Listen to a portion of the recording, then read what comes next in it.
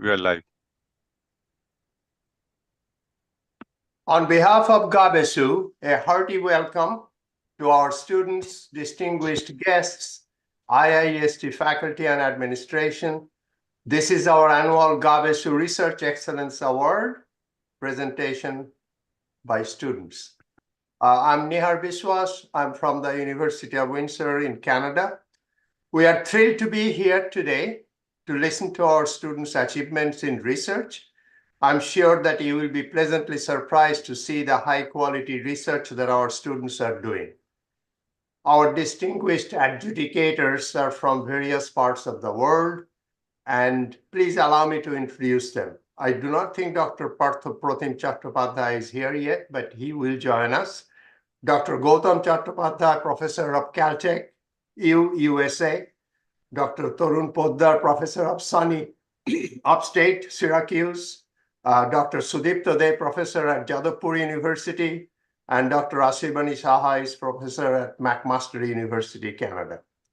I'm very excited to report that our moderator for tonight is Dr. Gautam Chattopadhyay. Students, please keep your presentation to around 10 minutes so that we get a chance to ask questions. Just a quick comment to Anuvab is that you will follow Aman Raj in the sequence, and Toppana will follow Anuvab. Very best wishes to you all. Thank you. Dr. Chattopadhyay. Okay, good evening, everyone. Good evening, good morning from various parts of the world. I'm really so happy to be here. To the students, when we were growing up at B College, we did not get this opportunity to talk, to present what we were doing. To talk about your work is amazingly gratifying experience.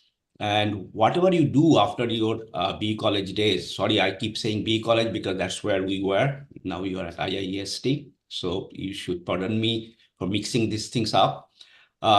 So whatever you do in your afterlife, whether you go to grad school or if you go to your work life, you will find that talking about your work, what you do, is one of the most important aspects of your work.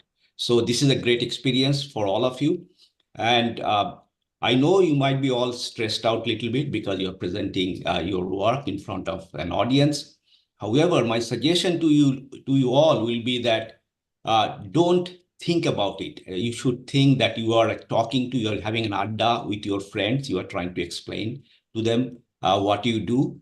And you are the expert, what you have done, not us. So you should not feel stressed out. So with that, let's start.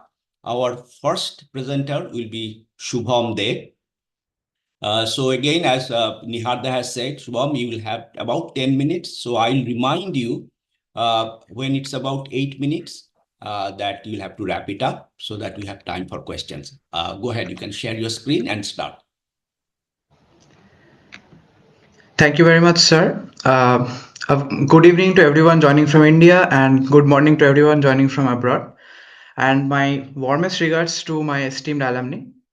So I'm Suvam Dey. I'm from the Department of Electronics and Telecommunications at IIST Shibpur, and I'll be presenting on the work that I did as my first internship at IISc Bangalore in 2022. But before I begin, I would like to request everyone to close your eyes and take in a deep breath and breathe out. And notice if you feel anything at the top of your head. When I do this exercise, I kind of have a tingling sensation at the top of my head. Actually, it is the variation of different voltage signals that can be actually captured using electroencephalogram at the top of your head. And that is the technology that we used to find the differential effects of slow deep breathing during inhalation and exhalation on brain functional connectivity.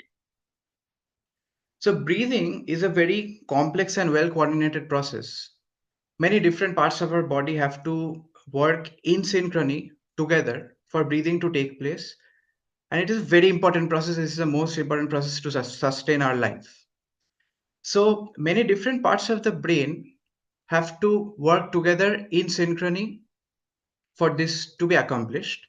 So we wish to look at how different parts of the brain are connected together during this process. So this connection can be found out using many different ways. One of the ways is structural connectivity, which is looking at actual neural connections within the brain, which is invasive.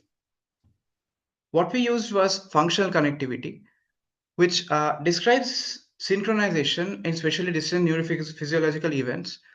Basically, it uses statistical relationships between different captured EEG signals to establish connection between the brain.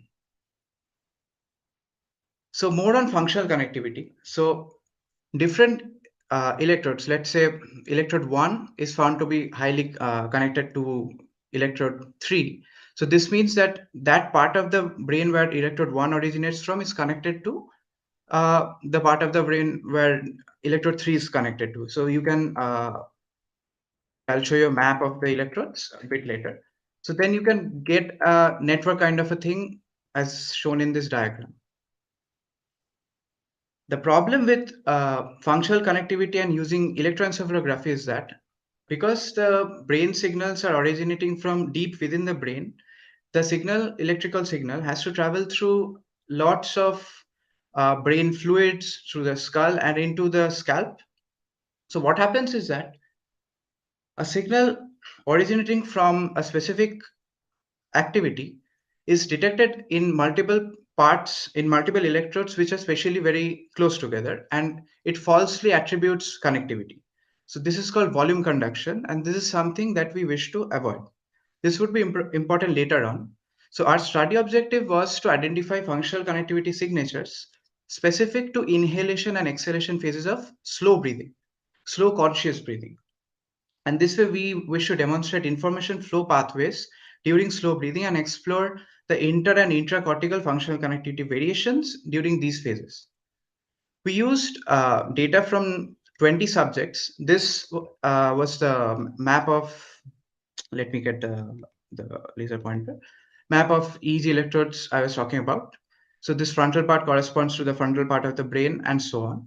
So we used 20 subjects, all of whom were right-handed and healthy. And we used something called paced breathing sessions for 2 minutes. So basically, all subjects were shown this kind of an animation. Now the subjects had to inhale. And when the circle reaches the extrema, the circle will shrink, and this is when the subject exhales. And this goes on, this is sort of like a metronome, and it maintains this breathing cycle at 2 breaths per minute. And this, during this time, the signals were collected.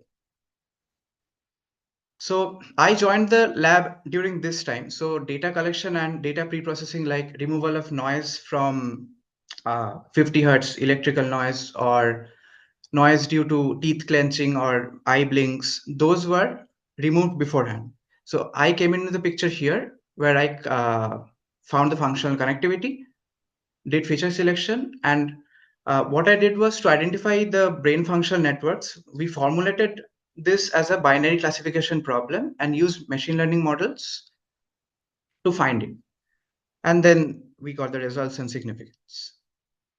So to find the functional connectivity, we used this metric called phase slope index. It estimates the direction of flow of information flux. In simple terms, if there is a synchronous oscillation between two different parts of the brain, it would have a consistent leading or lagging relationship in the time series that we observe.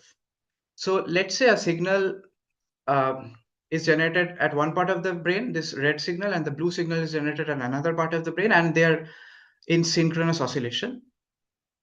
There would be a fixed time difference between the two signals because there is some time difference between the origination of the signals. And if we analyze these signals in the frequency domain, as we increase the frequency due to this consistent time delay, increasing slope in the phase would be seen. This is what is captured by phase slope index.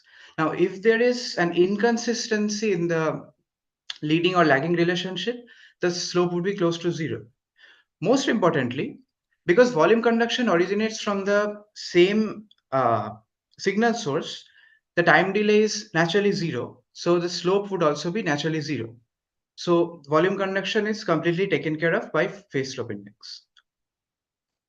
Now, following this functional, following the connectivity estimation, we used feature selection with the help of t-testing. So we tested for which features can distinguish between inhale and exhale phases using t-testing.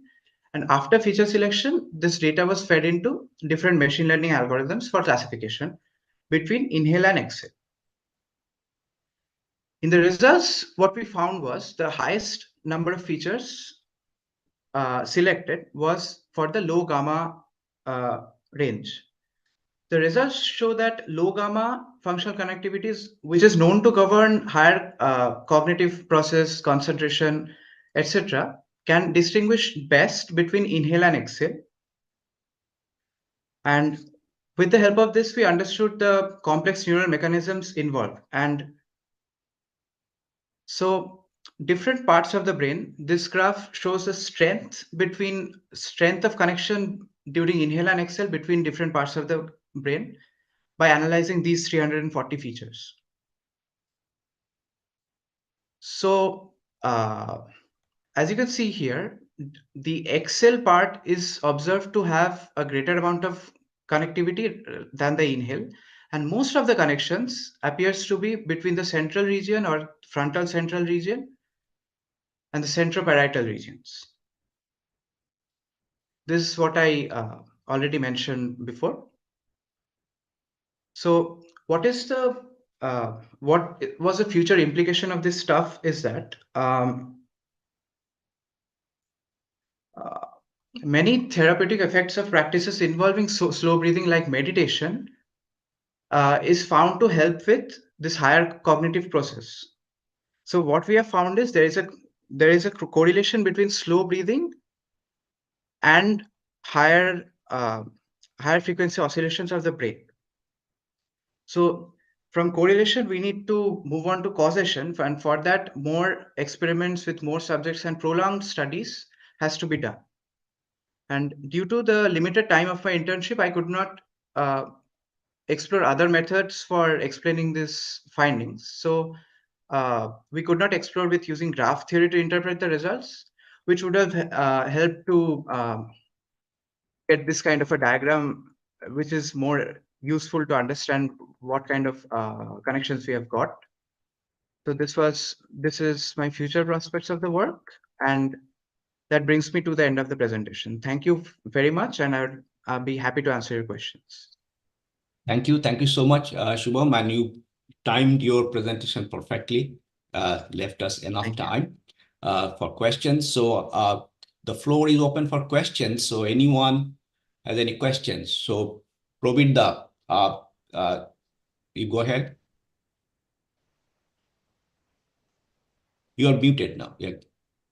First, Shubham, congratulations on your work during your internship. It's far beyond anything somebody like me could have done when I was at B College. And also congratulations on your short presentation, which was very well done. Thank you very much. One suggestion, when you make a presentation like this, try to end with a slide which says takeaways. Now, that may or may not be appropriate in this case, but usually a takeaway says, this is the main message I want you to take away from this presentation. This is in the nature of a comment. Once again, congratulations on your work and your presentation.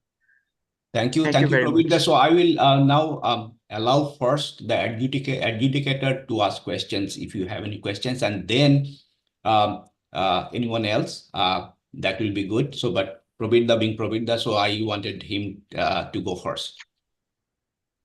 Can I get a copy of this work? Do you have the reference that I can get? Yes, I can send you the paper of this work.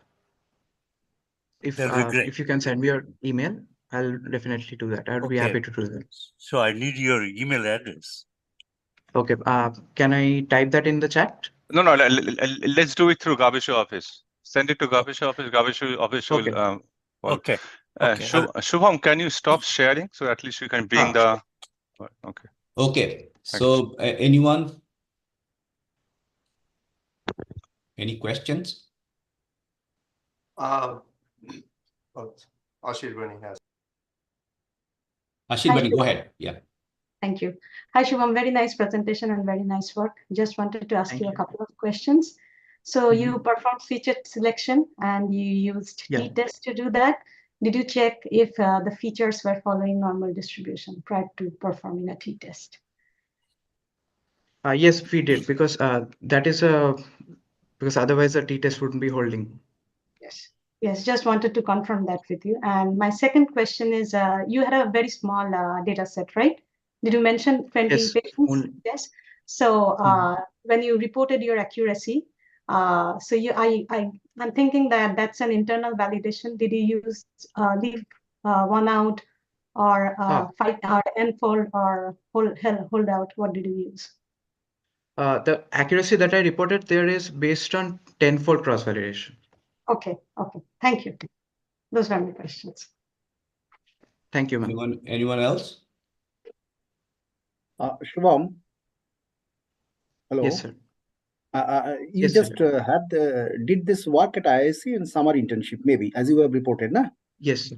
Yeah. So it's a running work. So actually, can you just highlight your contribution in this work? Yeah, I had a slide for that. So the data that I was given was the data was collected by the postdocs there, and the data pre-processing was done by the postdocs. So from functional connectivity estimation to feature selection, machine learning model training and classification, and the final statistical significance test, all of that was done by me. Okay, fine. Okay, I don't see any other hands up. Anyone else? So I have one question, Shubham. That if you look at, when I look at your data plot, I found it is very similar to a radar signal.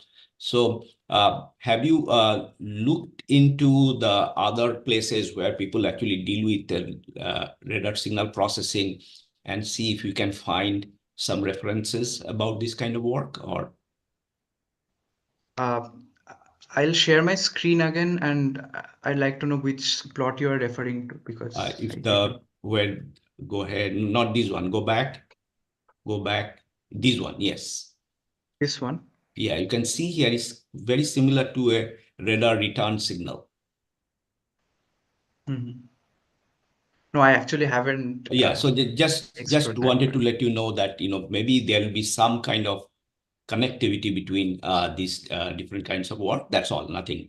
Very good presentation. I'd like to explore that. Could you suggest what should I search for to Yes, get so just this? you do radar signal processing, some papers, you will find people actually deal with similar things. And nowadays, of course, machine learning and AI being used Mhm. to do that as well. Thank you, sir. Okay, thank you. So we'll have to move on. Our Thank you next very much, everyone. presenter is Mayukhi Paul. Good evening, sir. Good evening. Please go ahead. You have about 10 minutes. I will, let you know when you reach 8 minutes. Okay. Yes, sir. Go ahead and share your screen.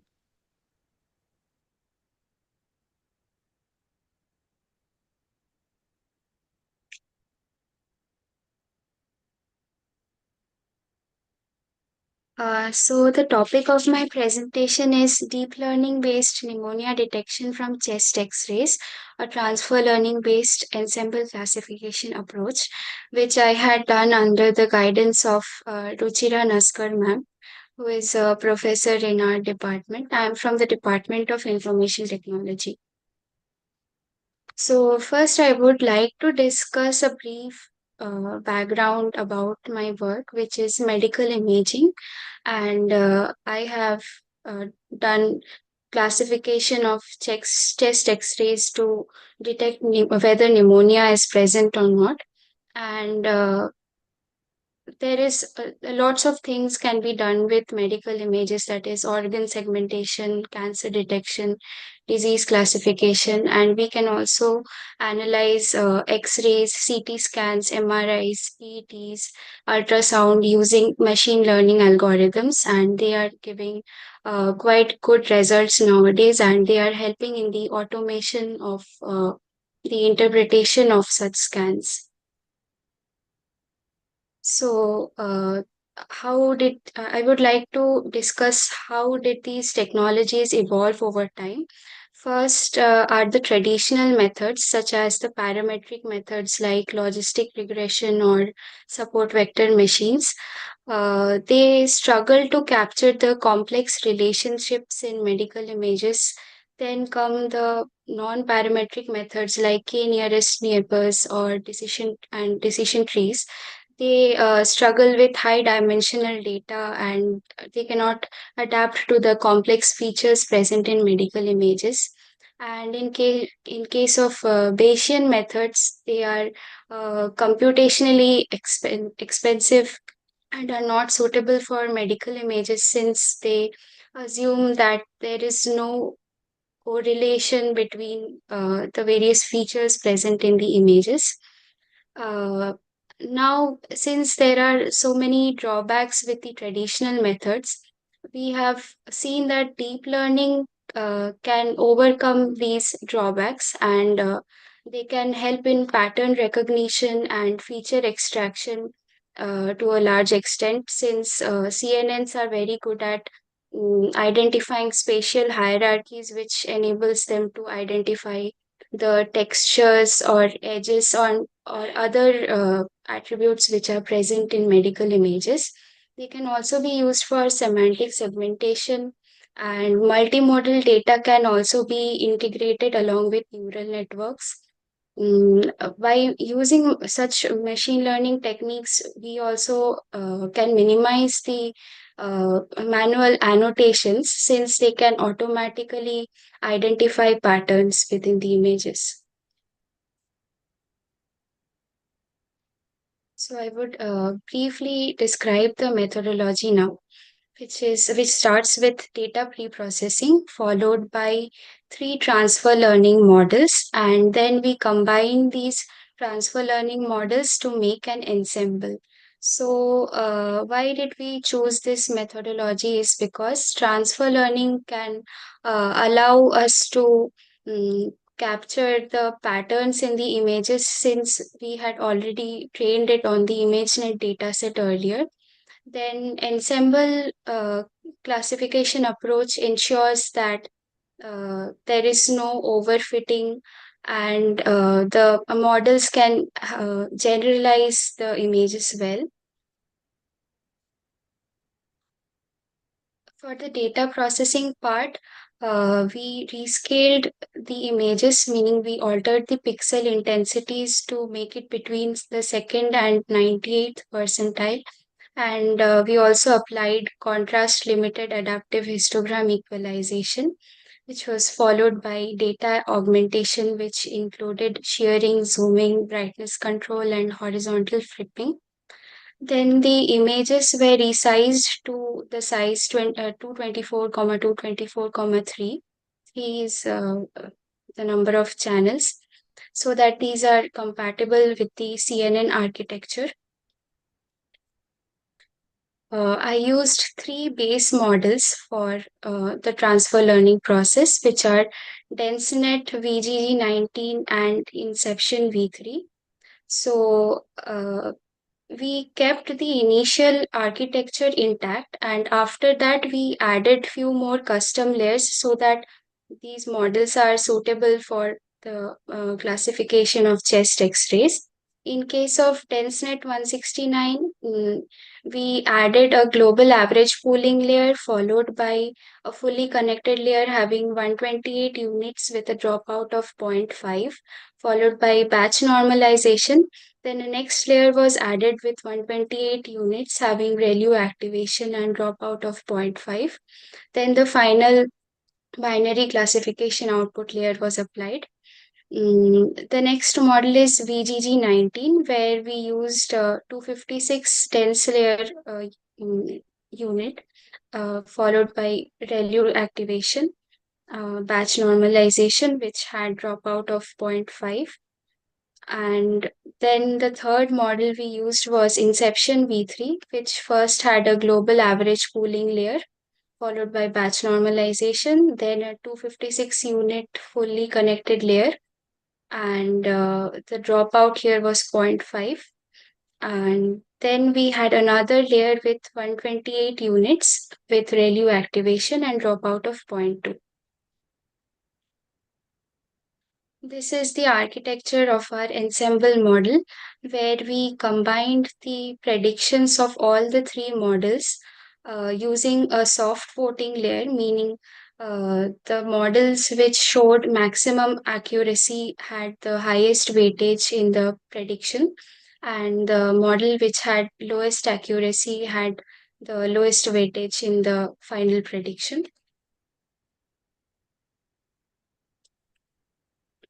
And these are the results. First one shows the binary cross entropy loss, and the second one shows the accuracy.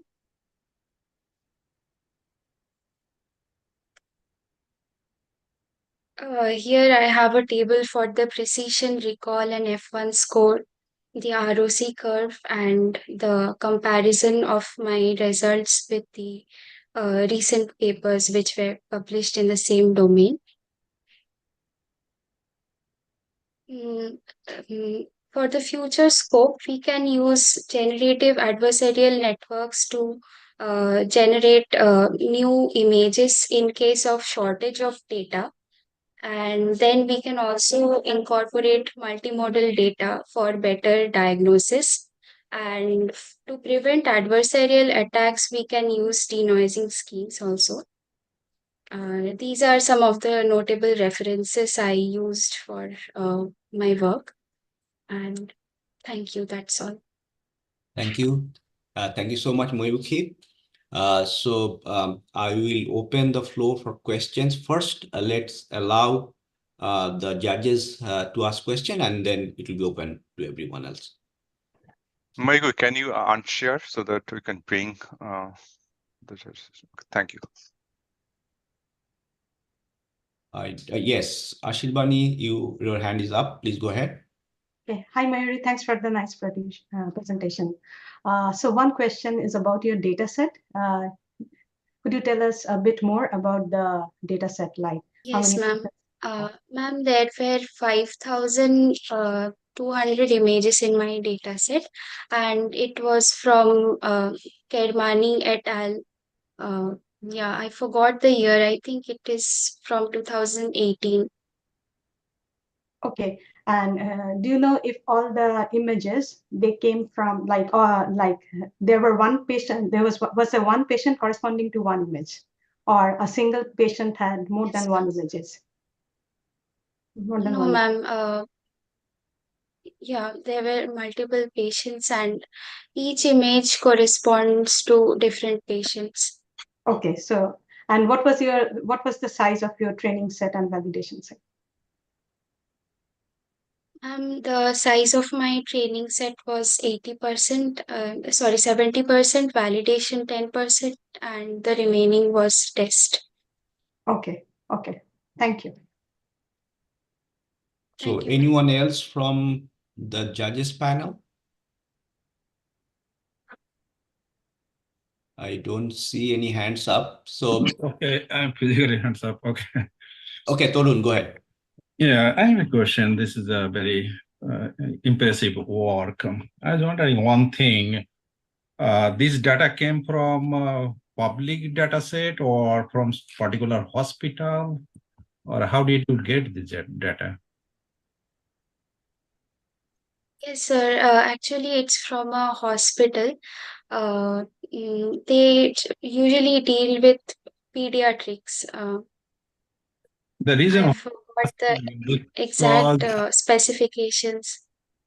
Yeah, the reason I'm asking, do you face any problem or you faced any problem during the analysis that different machine or different Excel system can give you very variation in the image that may affect that analysis, because you are analyzing basically the gray level when you are extracting the features, correct?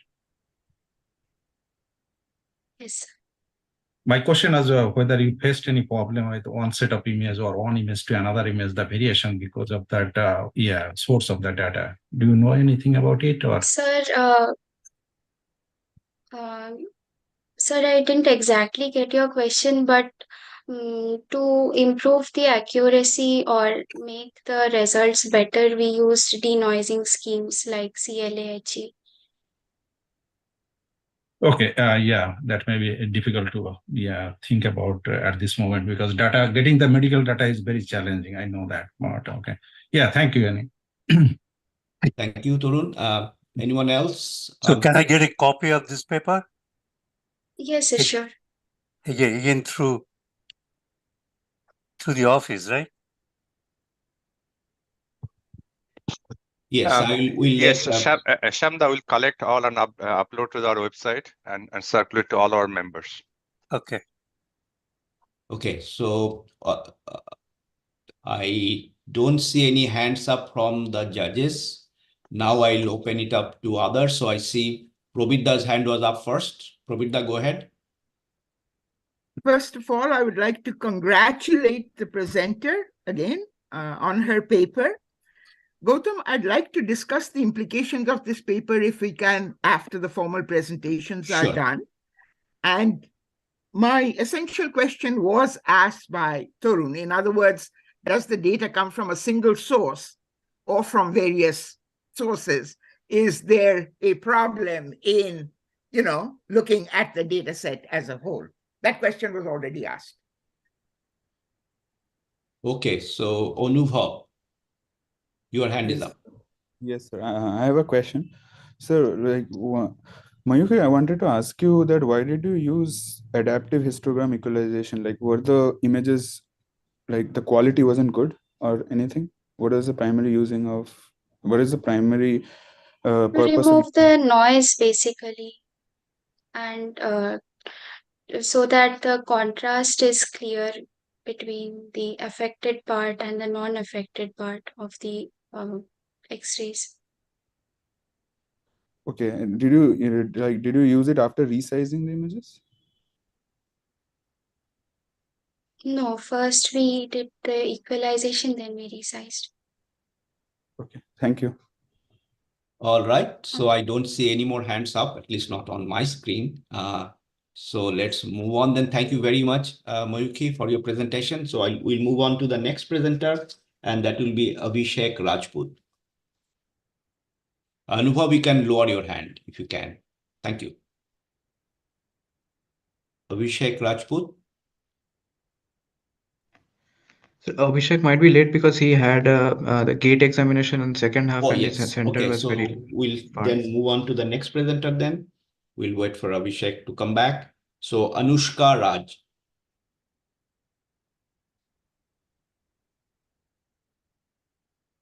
Hello. Good evening, everyone. I am Anuska Roy. Anuska Roy. Okay, sorry. Yes. No. I'm sharing my screen.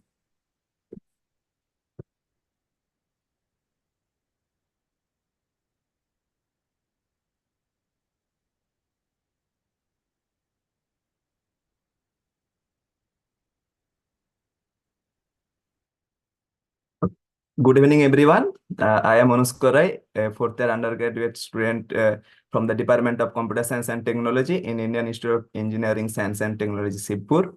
So today my topic is a comparative study of deep learning-based face recognition and emotion detection using social media customized cartoon post. So coming to the contents part, it basically includes the introduction, then motivation and objectives, proposed work, then dataset preparation, methodology, experimental analysis, followed by conclusion and future work, publications and acknowledgement, then the references. So nowadays we can see that there are huge posts in the social media and like Facebook, Twitter, Instagram. People are posting their reactions in form of images, right?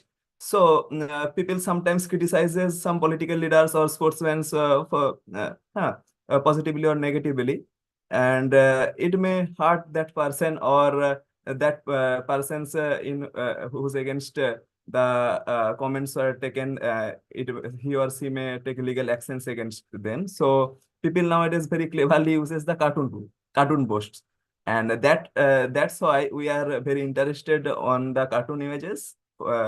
And for the analysis of that cartoon post, we are using the emotions purpose to be extracted, and we can see that there are many types of emotions used in the images, like in the wheels you can see that like joyous, like disgusting, sadness, and many types of that. But for this analysis part, there already exist different deep learning models previously. And coming to the next slide, like the CNN models like mobile net v2, VG16, ResNet 50, it already does the same job that like convolutions and those max pooling, min pooling, and extracting those information fed to a fully connected network. And after the activation function, you get on emotions extracted, or in face recognition purpose, the method is same. So to make it more better, we have introduced on pipeline or algorithm called Harvey's VIT, fully connected face recognition and person identification along with emotion detection. So the major component of our project was the face recognition part, emotion detection part, and vision transformer. So what are the motivations? So I have already told that there were very few works on the cartoon posts in the social media analysis. And our main center of attraction is the extracting emotions along in the recognition of faces. Why I am talking that the recognition of faces, there may be many people, and I am talking about only the famous persons like Kohli, Virat Kohli, Sachin Tendulkar, and in the political party, the Narendra Modi, Amit Shah, etc., etc. An objective of our project was, in this regard, there was no publicly available dataset regarding the cartoon post. So we have proposed a dataset, and the main work was to propose a pipeline based on vision transformer. And at last, I have compared the results with the already proposed methods, like normal CNNs, which I have told earlier. So at first, we have came to our dataset preparation part. We have proposed a data set, and it's we have given a very funny name called the Sostun set, which is built considering the cartoon post from the popular social media websites like Facebook, Twitter, Instagram. Her cascade classifier is used here to bring out the cropped faces of the cartoon images. So why her cascade? So basically, we are dealing with the static images, not real-time videos. And her cascade can do it for real-time images very quickly, and it uses the memory in a very low, and it is very efficient to analyze in real-time matter. So that's why we have used it. And after copying the faces, we have manually classified in 24 classes according to the names of the for image recognition, and 4 classes like angry, happy, neutral, and sad for emotion detection purpose. For time constraint, we have a limitation in our dataset. That dataset contains only, I think, 1500 images. That's why, and the dataset was also imbalanced one for different classes. That's why we have used the data augmentation here, and we have scaled it up to 5000 images, and that were fed into the network or our pipeline. So here comes the very interesting part of our main project, the pipeline one. So as I have told earlier, that the faces were cropped using the her cascade classifier, and as it was pretend one, so when we were training, this was freezed, and this part, basically the vision transformer based pipeline was proposed by me, and when the cropped faces was extracted through her cascade classifier, so what VIT does? It basically breaks into the patches, and it add one positional embedding with each pages, and the linear projection with the flattened pages. It is going through the transformer encoder, And what it produces as output, that encoder, it produces the latent spaces or feature spaces, and which is which goes to the fully connected network through MLP head or multi-layer perceptron head, and by learning the features, it gives the output. So why VIT? Why not other CNNs? So basically, here comes the picture. So I have taken from the Iron Lee ETL, and it basically describes it beautifully. Like here you can see, I will describe only the cell pattern server, which is the main villain or main thing in the vision transformer, which gives the better result for this purpose only. And cell pattern sen does, it basically takes three matrices Q, K, P, query, key value, and by the multiplication of query and the transpose of the K matrix, it basically takes the similarity between the patches. So basically, it learns more features than the other CNN models like VG16, ImageNet, etc., etc. And basically normalize it to by the root decay. You can see that the dimensionality of the K matrices, and assign the V vector, which is which gives how much attention should give one value to the patches. And basically, it produces the feature space, which is then fed to the this fully connected network, and it learns the features and puts the output. Like we have two outputs, like face recognition and facial emotion detection. So in the experimental analysis part, I will come.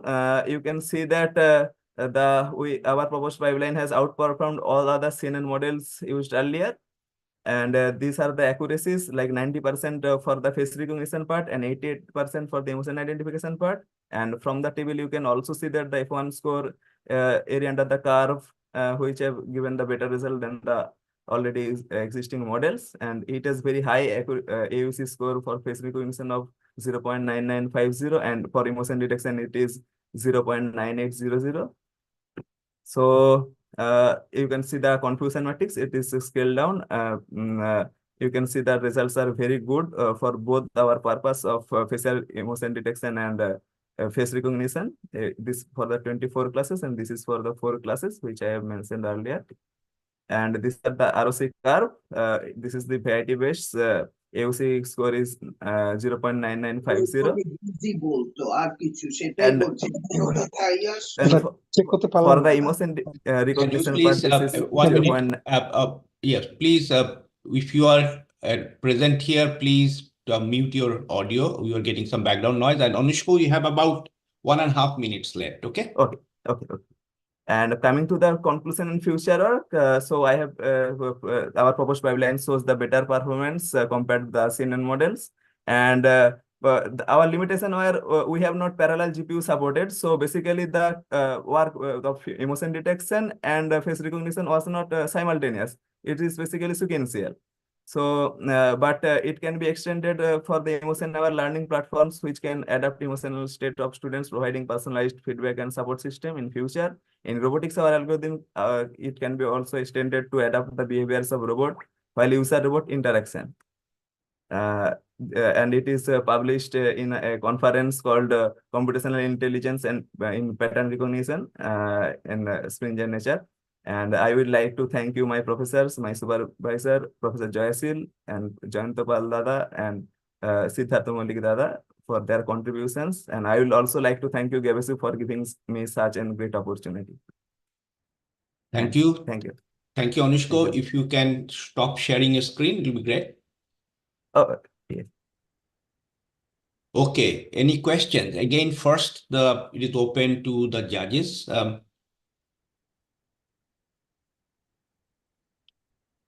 Yes, I see. Niharda, please go ahead. Yes, nice presentation. Anuska, a bit too much writing, but anyway, it's good work.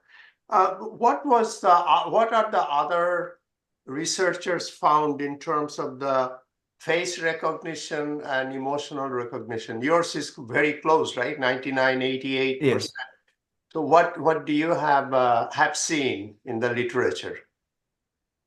Yes, those were basically giving, like Resonate was giving 77% or 78%, but our this gives 2-3% much than that. So basically, this was for the self-attention part for VIT.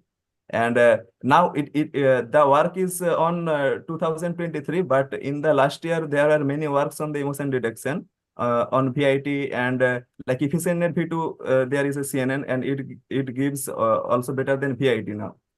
So basically, there is going research on that. And at that time, our was outperformed all the CNN models. Okay, thank you. I also take this opportunity to announce that Professor Sudipta Mukhopadhyay, Dean of Student Welfare, has joined us. Welcome. Okay, next hands up. I see Namaskar to all of you. Thank you. Namaskar, sir. Namaskar to all of you. Thank you. Thank you. Okay, Ashirbani, go ahead, please. Thank you. Very nice presentation, Anuska. Thank you. So you have made two contributions here, right? One is the data set that you Yes, and the data set was not done by me, but the VIT-based pipeline that was done by me. That was done by Jayanta Vallabh and Sudipta. Okay, but still would like to ask you one question about the data set. So when the four categories, emotional categories were assigned, how many readers did you have to assign one category? Or in case there was any doubt, like if you would assign we have assigned readers, like four readers are there.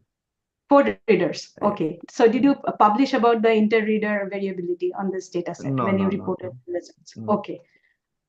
So that was my first question. The second question is that how did you split your data set when you reported the accuracies and the other metrics? Performance metrics. Sorry, ma'am. How did you split your data set into training set or like 70%, 15% and 15%. 70% for training, 15% for validation, and 15% for testing. Okay, thank you. Those were my questions. Okay, Sudipta. Anushka, very nice presentation. So the first issue is how did you decide your neural network structure? Was any guiding principle, or it was rather flat? No, there is no guiding principle, but we basically focused on the self-attention part of the vision transformer. That was our only main focus. Okay, there was no special consideration for deciding that, number one. No. Okay, and another thing is that sometimes the picture's resolution varies. Will it affect your result? Yes, for that purpose, we have to pre-process our data set. Okay. Like image enhancing, image compression. Gautam, the over. Thank you. Okay, Anuvab. Good evening, Anushka. That was an amazing. I wanted to ask this question because I think I have worked on this data set as part of an hackathon in IIST Shibpur itself that was based on facial recognition and emotion recognition. And there, like the data set was classified in 4 classes. I think you're probably using the same data set. So, so I wanted to ask that you said that the data set is imbalanced. So what are the data augmentation techniques you applied? If you have applied techniques like rotation or flipping or resizing, then why did you not? Then why did you not consider applying techniques like diffusion models to actually make more images rather than augmenting the data? Because but that will take time, but then we had the time constraint, that's why. Okay. Okay. No, I asked this because if you augment the data, then there may be some biasness in the attention. Yes. But later on, the data set was balanced one, and now the data set is going to be published in one paper. So, and now this has become the one bigger one data set. And a second question, please. So how did you determine, so basically in VIT, you have to have a fixed patch size. So how did you determine the optimal patch size? Because the lower the patch size, the better the accuracy. That is the... Yes. So we have trained it multiple times. So basically for batch size of, I think 16, it gave the better one. Okay, so I think you could have also used models like Flex VIT, which you could have seen. Yes. Okay, thanks a lot. Amazing work again. Welcome. Okay, thank you. I don't see any other hands. So thank you again, Anushka, and sorry for messing up your last name because I had some typo in mine. Oh, no problem. Okay, so now we move forward. So our next presenter will be Aman Raj.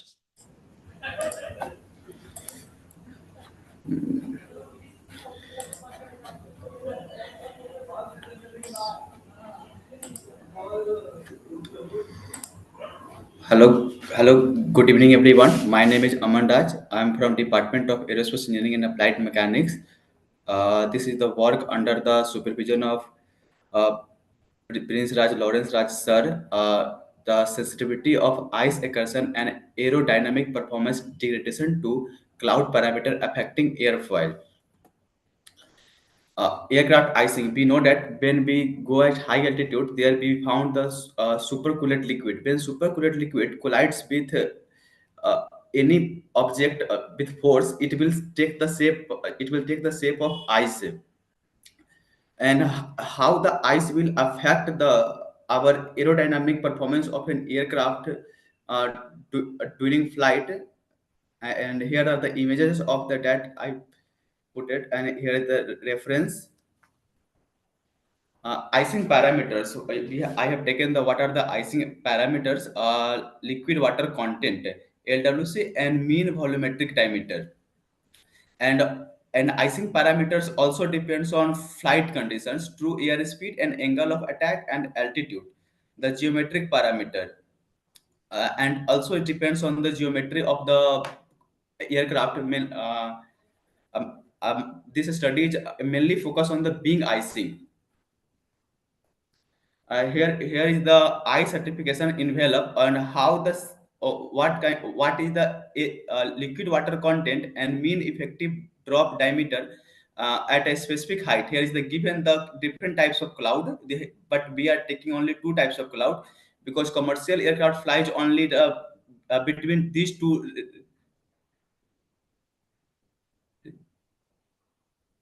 Between these two ranges of the altitude. First we have taken the 6,500 feet, and second we have taken the 4,000 to 20,000 feet. And here how we have taken here, we can see here at the 15 mean effective drop diameter, what will be the liquid water content at the specific temperature. Here this topic is related multi-element airfoil. But we have the three-element airfoil and four-element airfoil. This study is related to the three-element airfoil. Multi-element airfoil is used for landing and for takeoff. During takeoff, we have required a high amount of lift for a short uh, runway. We have required three-element airfoil for a high lift, and for stopping at the in short distance, we have required high amount of drag through three element of airfoil. We can do both. Flow physics of the multi-element airfoil. This is the flow physics over a multi-element airfoil. How the flow over a multi-element airfoil. These are the taken through the take plot software. Flow physics is complex in three-element airfoil due to flow interaction and a small gap between the elements. There is a small gap between the elements. Due to that, we can see that this flow is complex. So its study is so complex. Here we are doing the what are the research gap and present study.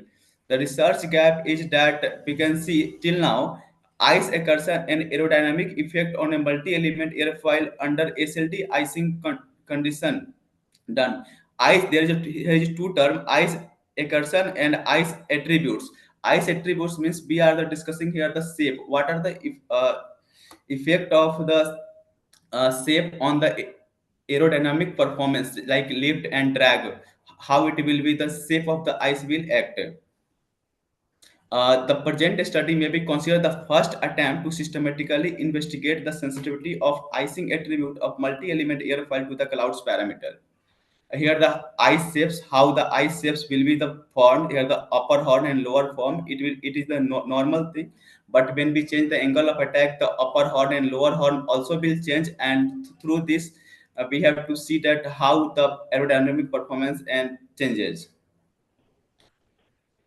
Here the computational method through CFD, we will determine how the performance is changing. First, we will generate the grid, and through the we will do air solver, clean air flow, then droplet solver, then ice solver. Here the computation method in air solver, what kind of equation we will use, the well-known compressible Navier-Stokes Fourier equation, and for the droplets solver we will use droplets equation. Here it is given the equation of the droplets model in convective type equation with no diffusion terms. Sensitivity analysis. How we will do sensitivity analysis? Sampling, simulation by CFD solver, air droplet, ice solver. Then we will do remeshing again after the ice droplet and air solver. When shape of the ice will form. After that, we will do remeshing of the it, and again we will determine the other parameters like CP plots and other things, and then we will see how it is varying with it. Here the sensitivity analysis sampling model based on the low dispensary Sobel sequence. Through the Sobel sequence, we will take the what is the volume of the droplets and what is the density of that droplets. Here the mesh independent study mainly related to the we have to choose a specific mesh that can reduce our calculation time. Here if we will take the less mesh, it was not giving us accurate answer. But if we were taking the high amount of mesh, it was taking so much time. So that's why we choose mesh 2 here. Here we have plotted the CP and CP for flap, main and slat. For 3 mesh 1, mesh 2 and mesh 3. Here is the we did a meshing in the point wise. Validation of computational work.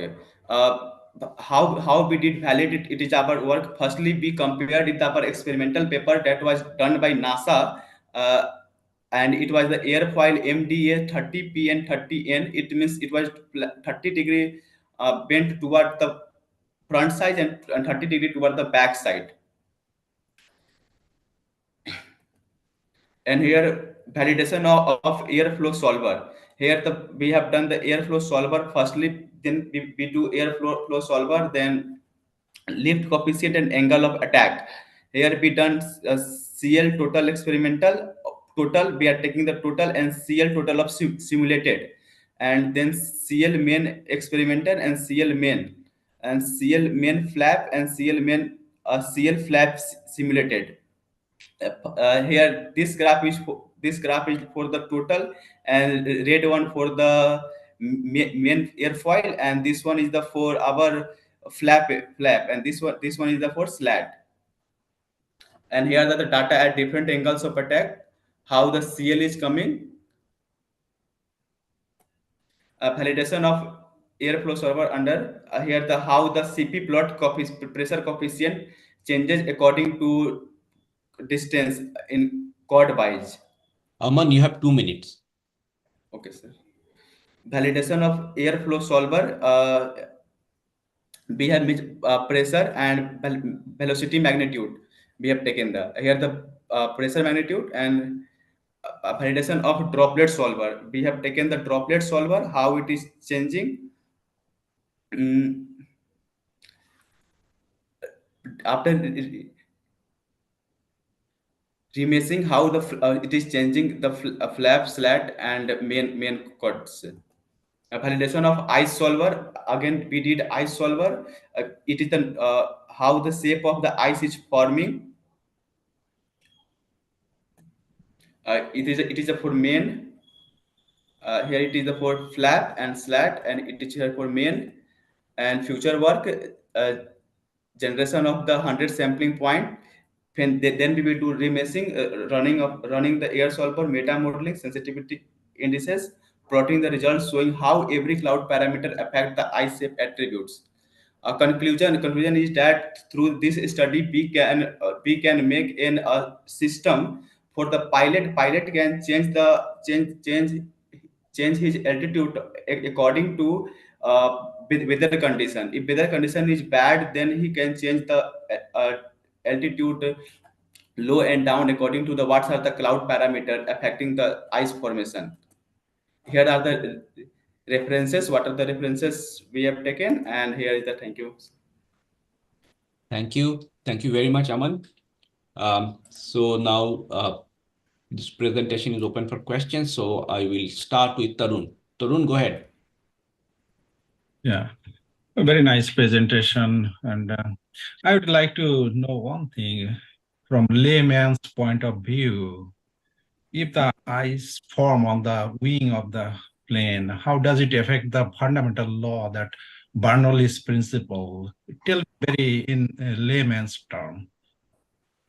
Sir, due to friction, its flow will changes. Due to then friction will happen. Then it will drag will produce more. Then that for that time we have the required maximum thrust, and till now it is not proper engine to produce that amount of thrust.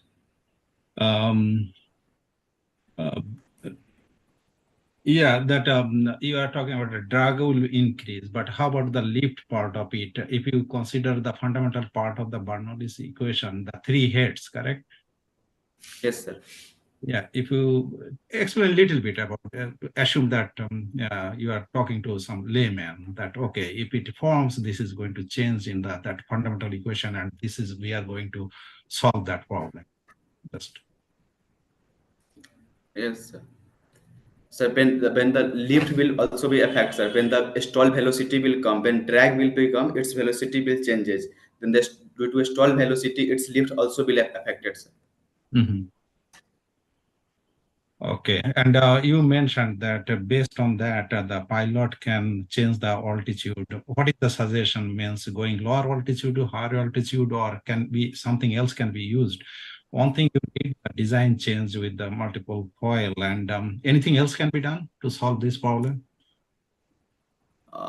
Through sensor, it will measure the density and what are the diameter of the droplets.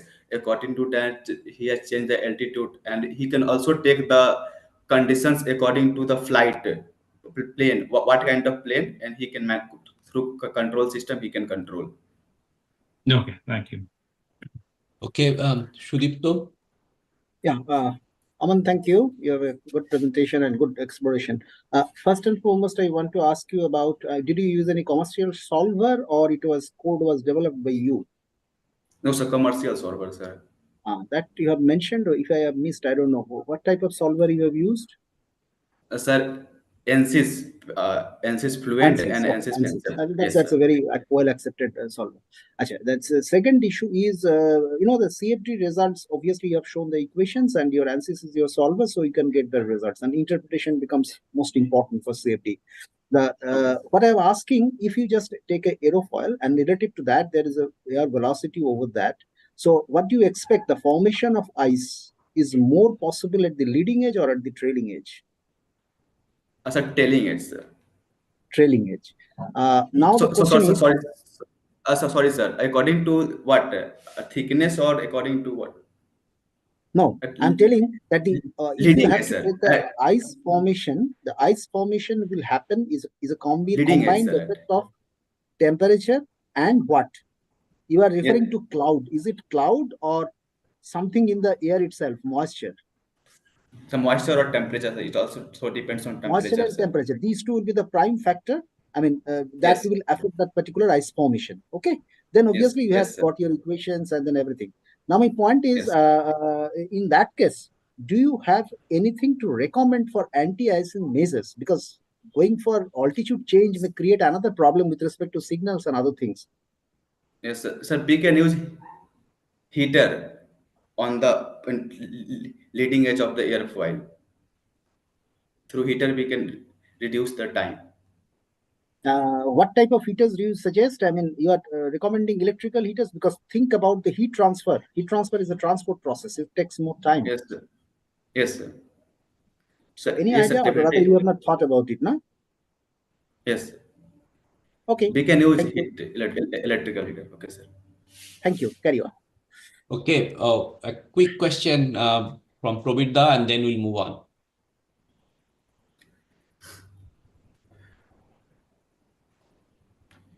Congratulations on your presentation. I have two very general questions. First, did you check in your literature search if any similar work had been done at the NASA Langley Research Center, because they would be the place in the USA where such work would be done. And secondly, is this de-icing problem, as you know, it's a very common problem in all aircraft, particularly a problem in our northern latitudes, where of course we have to de-ice rings in the winter on the ground, or is it universal? So it will be universal because it depends on the So it's simply a cloud question of parameters. altitude and temperature. Hi. Because it depends on the cloud parameter. That's why it will be universal. You are aware of the work that is done at NASA Langley? Sorry, I didn't listen properly. The NASA Langley Research Center in the United States is the focus of the public sector US government work done in this area. Yes. Yes, I checked, but till now on this topic, no work done on the shape of how the shape will affect on this work is not done. But ice is affecting on which it has done. But how the shape will affect, because shape will be changes according to angle of attack on which the work has not done yet. Fair enough. Fair enough. Okay. Thank you very much, Aman. We have to move on. Now our next presenter is Anuvab Sen. Anuvab, take over.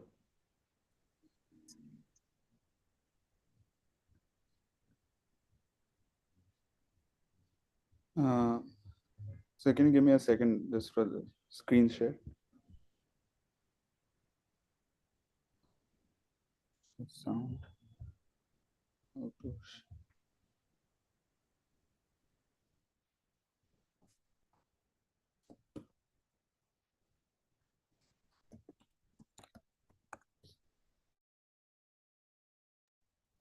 Is my screen visible? Yes, it is, but not in full presentation mode. If you can go for full presentation mode. Yes, sir. Is my screen visible? Yes, it is visible. Now it's showing loading again. Okay, so I think unfortunately in Mac I cannot produce in full screen. Oh, that's fine. Then go ahead and present in whatever mode you had. So if you go back to your original one, now it is actually showing loading. You go back and maybe start again.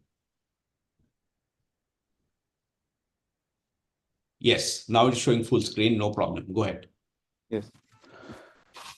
Good evening to my dear alumni. My name is Anuvab Sen. I'm currently a final year undergraduate in the Department of Electronics and Telecommunication Engineering. And today I'll be presenting the presentation for GAABESU research presentation. And my work is titled Application of Artificial Intelligence Techniques in Short-Term Load Forecasting. This work has been done in collaboration with my as part of my internship work in MyTax Canada, as well as in collaboration with Carnegie Mellon University and IIESO Canada. So first of all, I'd like to give acknowledgement to GAABESU and my alma mater IIST Shibpur for giving me the chance to present my research, as well as my supervisors, Dr. Cheetang, Dr. Partha Bhattacharya, Shubham Moito sir, Sivan, and Zara ma'am, for giving me their invaluable support, which helped me to embark on an enriching journey in my undergraduate years. So these are a few of my research presentations based on this work, and today I'll be presenting the second work, titled Differential Evolution Algorithm-Based Hyperparameter Selection of Transformer Neural Network Model for Load Forecasting. So going with the presentation is divided into the following parts. Introduction, what are evolutionary algorithms? The evolutionary algorithm-based machine learning architecture, which is used for load forecasting, the results and the discussion, and the possible summary and possible future work. So with this, I'd like to highlight the problem first. So basically in this report, I would like to introduce the introduction of different multi-objective novel optimization algorithms to tune deep learning models for giving optimal value for short-term load forecasting. So what is load forecasting? Load forecasting is a technology devised to predict the future demand of electricity or power in a given geographical area. And it's dependent on several parameters based on the population, the weather, and other parameters. So here we can see that the load forecasting data is consisting of the historical data, power data used by the people before, as well as the weather data of the region, and combining all these data, we can use them in different statistical models to predict and forecast what will be the electric load 24 hours ahead. So what is the use of this research? The practical use of this research is if you can accurately predict the electrical load for 24 hours ahead or for a 1 year ahead prediction, then we can actually save a large amount of power, especially in short-term weather forecasting. If we can predict the load demand of a particular area 24 hours ahead, we can actually tune our power, like our grid power services, and we can save a lot of power, which can be used to distribute to other neighboring areas as well, and save a lot of money for different power or like organizations. So in this research, what we have seen mostly is that the traditional load prediction models rely on historical data, as well as like the statistical models have performed decently over the past, like over 2 decades ago, such as models like Ariman statistical models, but they like fail in accurately capturing the complex dynamics of these power systems, especially the outliers. For example, in my previous slide, we have this random disturbance here. So like the statistical models, like 2 decades ago could not properly predict these random disturbances based on different weather conditions or if it's a holiday or not. So based on this, the weather prediction, the load prediction wasn't accurate. So over the past decade, there has been the adoption of different deep learning models like the ANN, the RNN, the LSTM, and GRU to improve accuracy and discern these features and their properties to actually predict the load demand much more accurately. So in this paper, I'd like to introduce like different AutoML techniques and neural architecture search techniques, which are used to improve the performance of the diverse deep learning models which are already present. So the data used in this research was collected by me, and it was for the region of Ottawa, Canada, covering from a period of January 1, 2010 to December 31st, 2020. This dataset was was created by scraping weather-related parameters from the Government of Canada website and the load data and the demand data, as well as the energy demand price data from the IESO Canada website. The dataset was split into training, validation, and test datasets based on the specific dates shown in the slide, which is from 2010 to 2015. We have kept it for the training purpose. So now I'd like to give a brief introduction of what are meta-heuristic algorithms and how are we using our own, like how we are creating our own novel optimization algorithms to optimize these models for further improving their performance in the forecasting task. So like meta-heuristic algorithms are like high-end algorithmic frameworks which are modeled on different like biophenomenons as well as physical processes. And these algorithms are much more useful in solving complex optimization tasks where traditional methods are inefficient or fail to find an optimal solution. So they can be broadly classified into random search, evolutionary algorithms, as well as physics-based algorithms. But in this like presentation, I'd like to focus on my contributions in developing different optimization algorithms, which are actually based on evolutionary algorithms and swarm intelligence algorithms. So the basic structure of each evolutionary heuristic algorithm starts with population initialization, then different operations like mutation, crossover, and selection.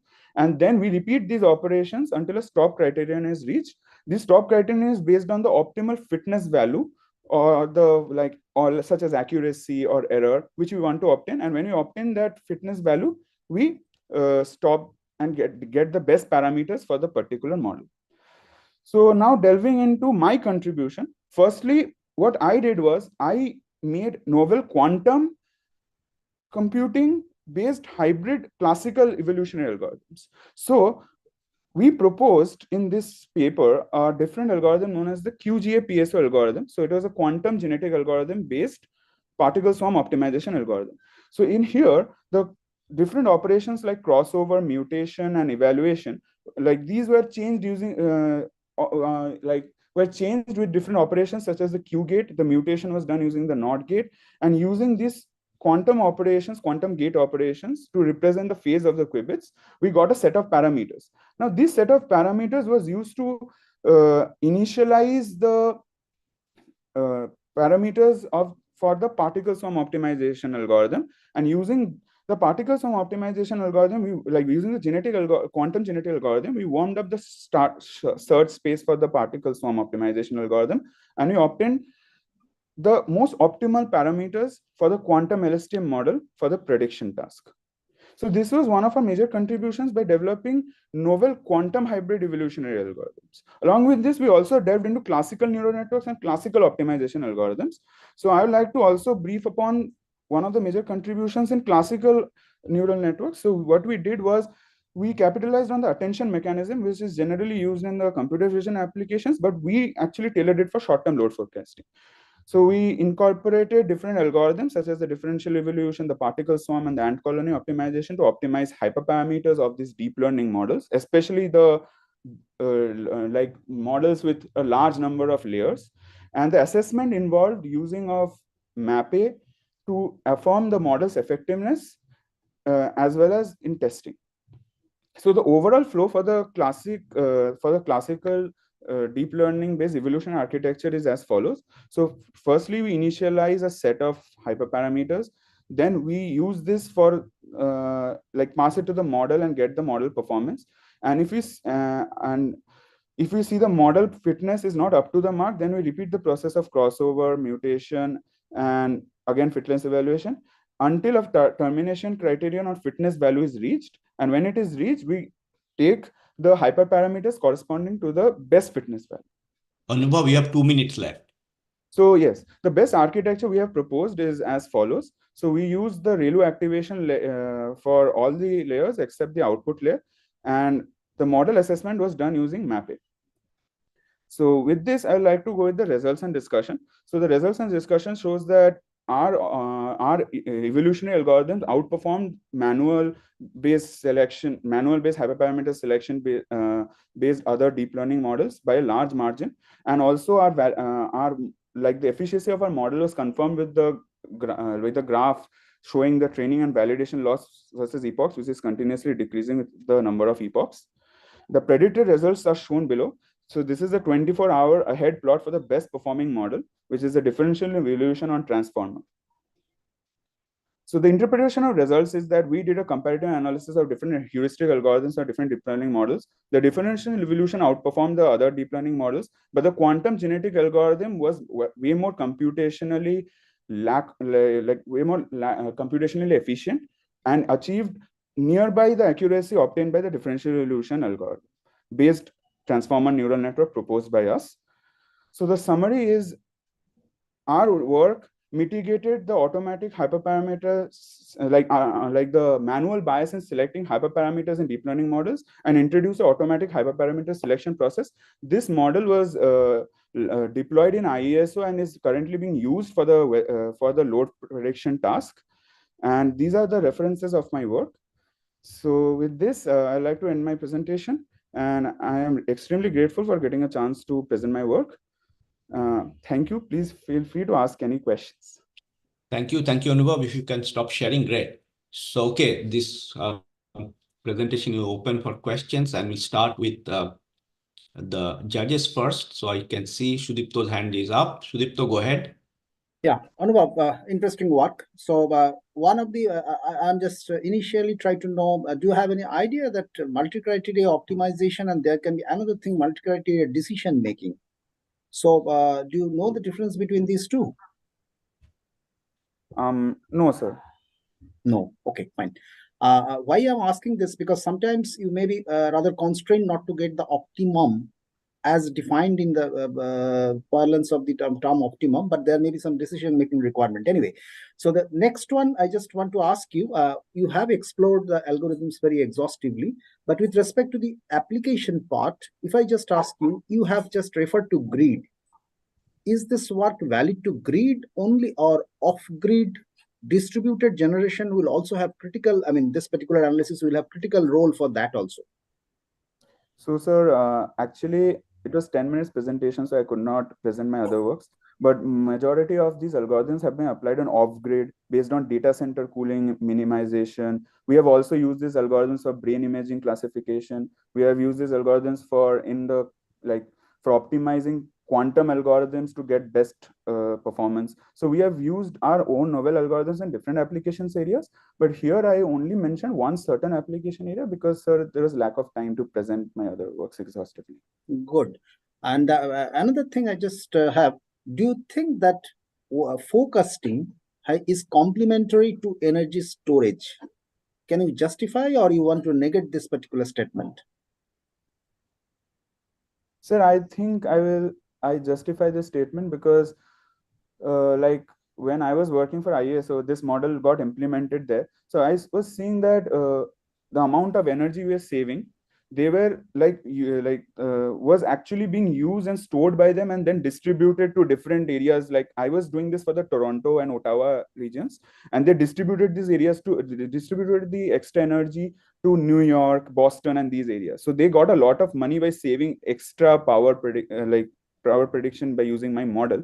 So I will say that if you can predict and forecast the load demand accurately, then there is also a count of storing how much energy you have to store to actually meet your demands, as well as distribute the rest of the energy in different places.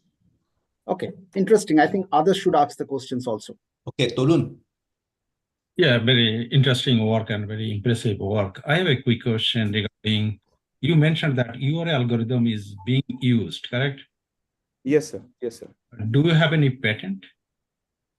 Not yet, sir. But this work has been published, has been accepted in a transaction on evolutionary computation. No, that is different. I appreciate that is very impressive, but you should save your work, IP. It is a huge thing, the patent, because if you're an algorithm, you should have saved it first before publication. So I had no knowledge of that actually. I don't know your supervisor or they should pay attention to this. This is the huge thing. Yeah, that's okay. Thank you. Yeah, Ashirbani.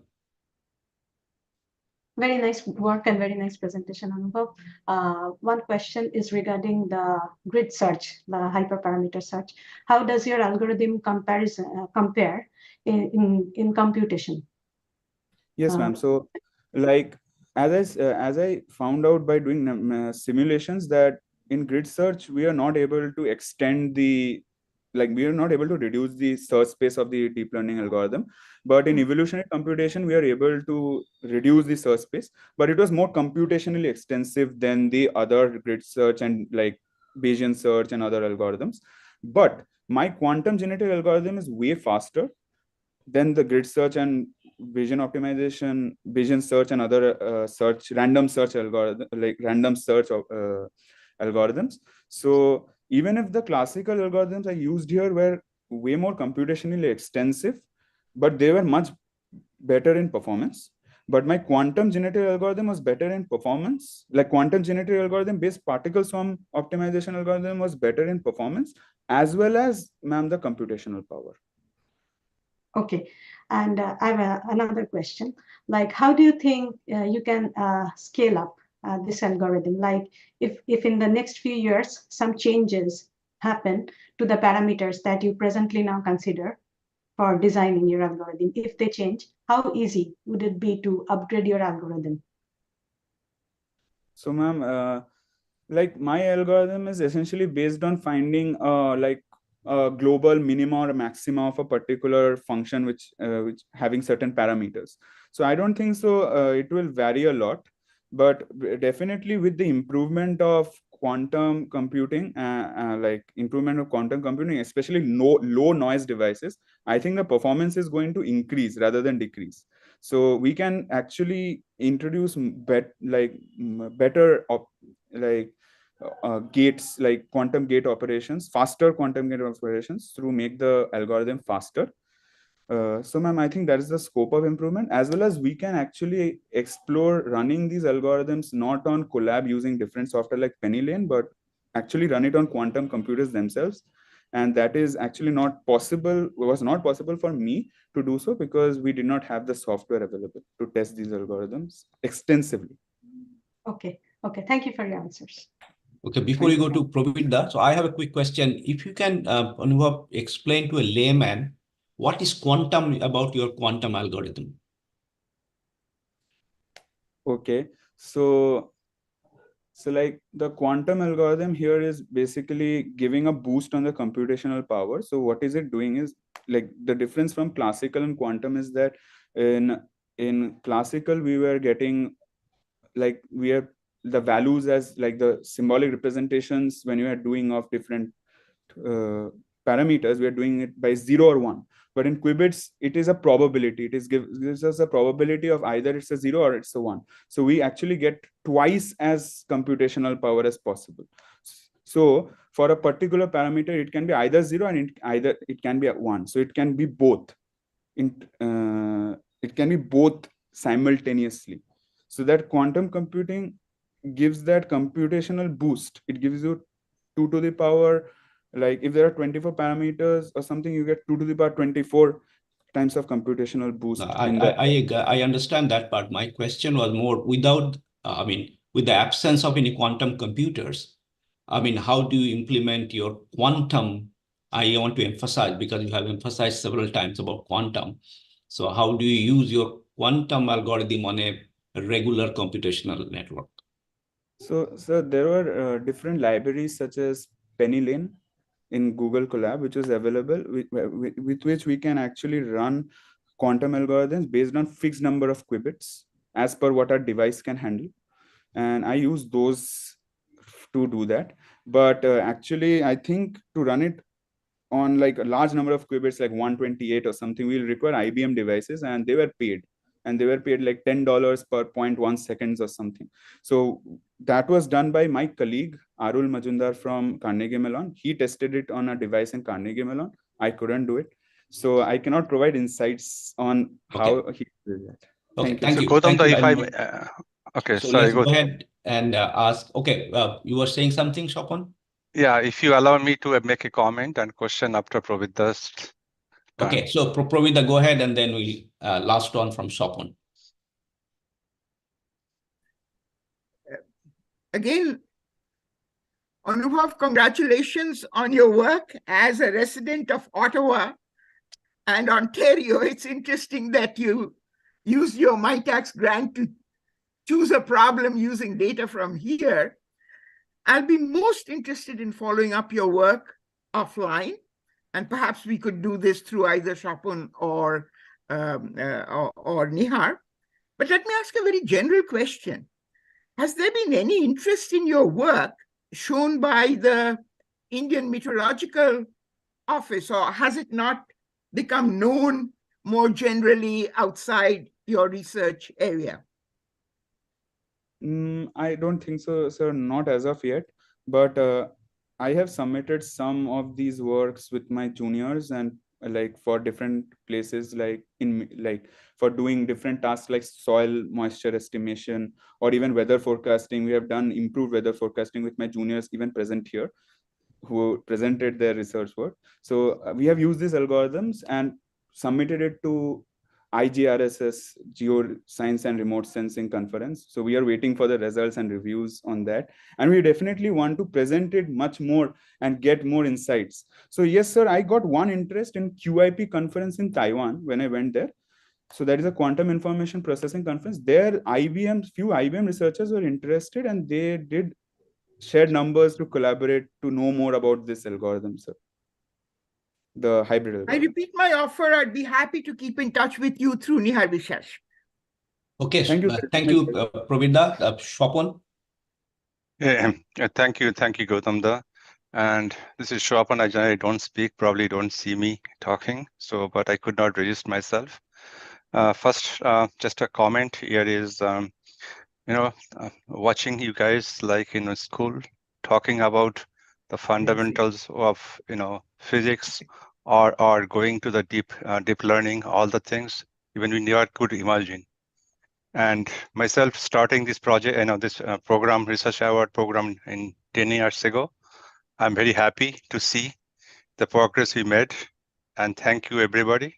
But I have a question for you, Anuvab. I could not register a question. When you said Yes. load forecasting, Yes, sir. what is the physics? So if you do not match your generation with the load plus loss, what happens? Just give me a physics. I know if you know the answer, fine. If you do not, that's fine too. So my question is, what happens? Like, just look into physics, not computation. If you do not match generation at any point of time with the load plus losses, what happens? Just a physics. Okay, if you don't know the answer, that's fine. What happens is, like, electricity, you cannot store earlier, frequency goes up. So if you do not match generation equal to load plus loss, that and frequency in US, North American 60 hertz, and India is 50 hertz. And then frequency will go up or down, and your relay will trip. Then you have those power interruption. So it's very important that when you do load forecasting, you just try to match generation at that point of time with the load plus generation, load plus losses. Okay, Gautam, back to you. Okay, thank you, Anuvab, and thank you all for asking great questions. So we'll have to move on, unfortunately. So our next presenter will be Tippan Shai. So you can share your screen. I hope I'm audible. Yes, you are. Yeah, I'm just presenting this.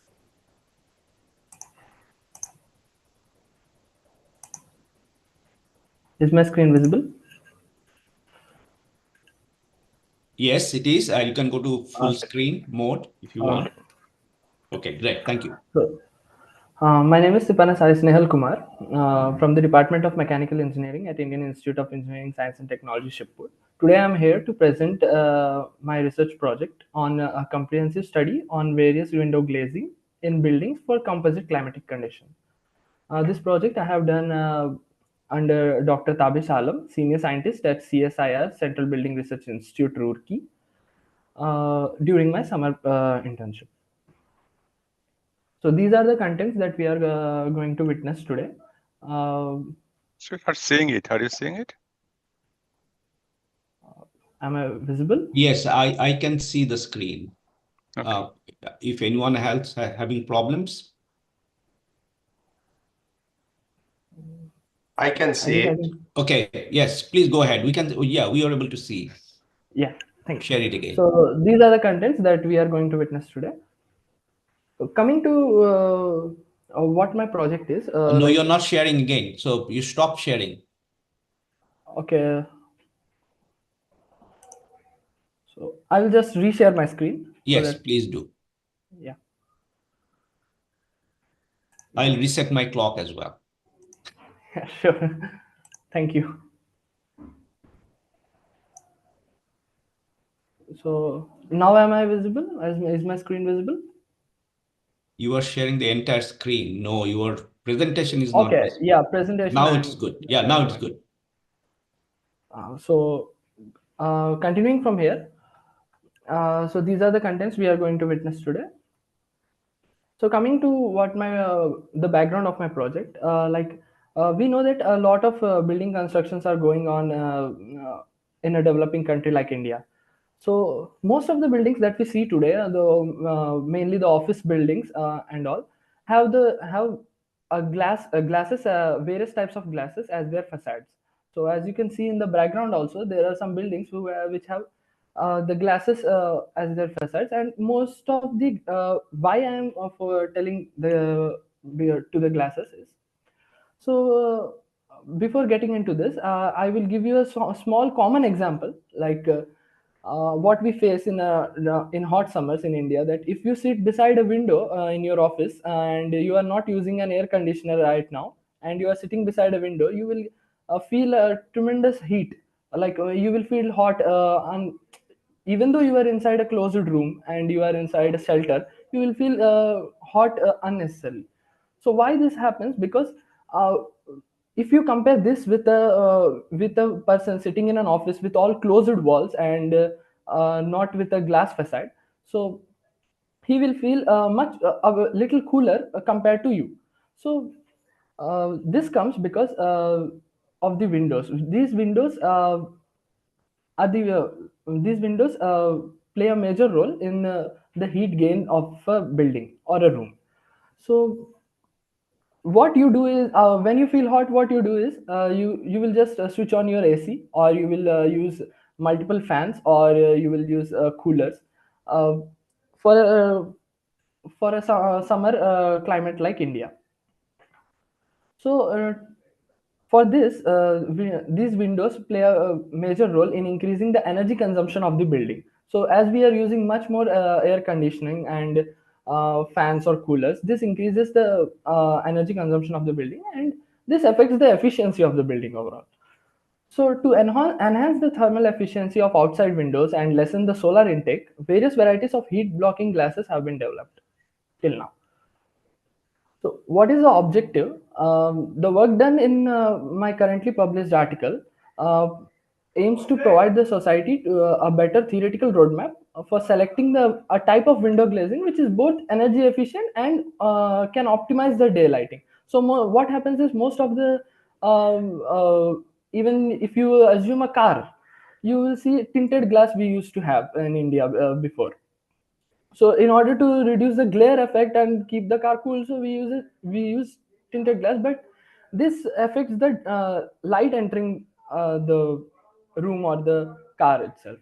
So we in every offices we can't use tinted glass, which might increase after using a tinted glass you might require so much of lighting to make your desk or your area visible.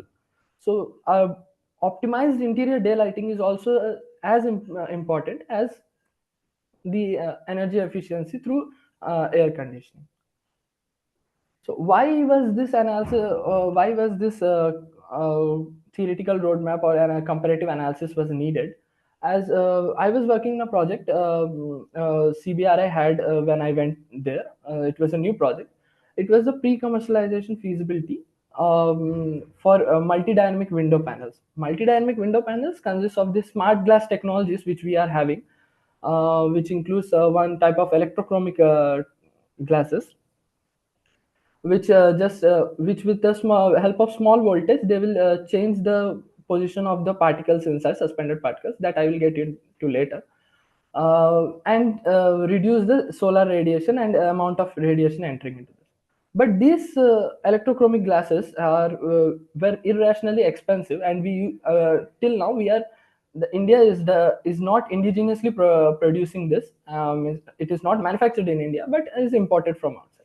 So the main task of the CBI was to develop an indigenous glass within India, so that it will be a cost effective technology. So, but today for this presentation, I will stick to my work, which was a comparative analysis. And going to the modeling of my work, we made a building. We modeled a building which had a south-facing window building, which had a glass and 1:1 dimension glass, and we use this glass for testing various types of windows.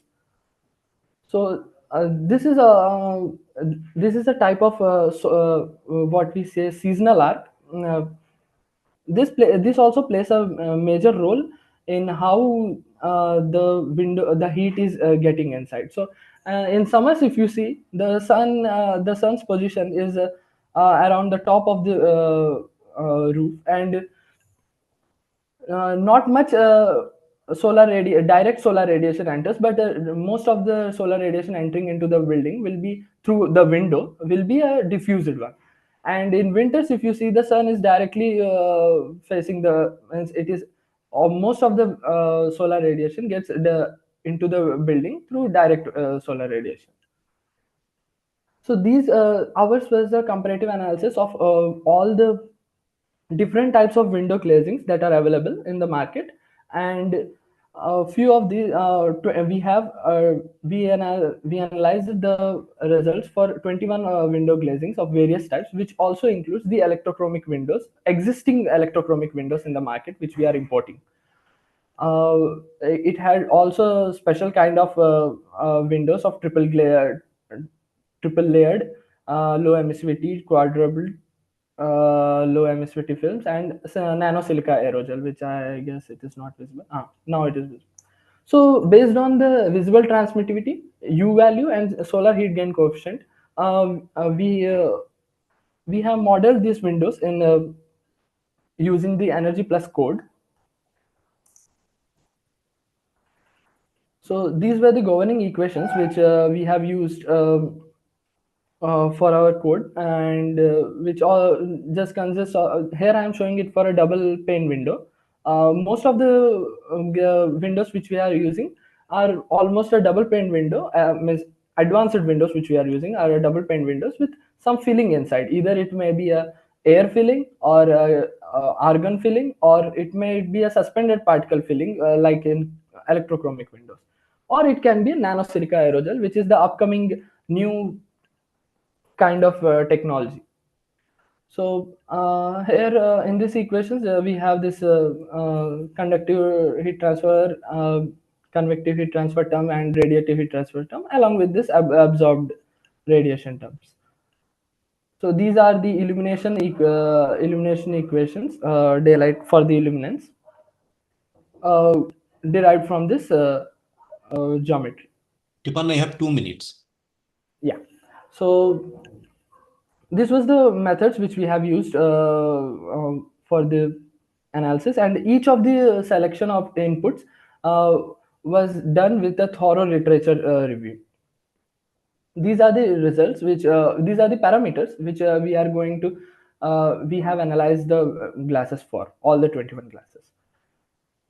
So a few of them I have shown in this PPT. So these are the solar gains through external through the windows, in which you can see the trend of the how different types of glazings allow the solar gains into a building, with the least of nanosilica aerogel and electrochromic giving a moderately better value than most of the glazings available.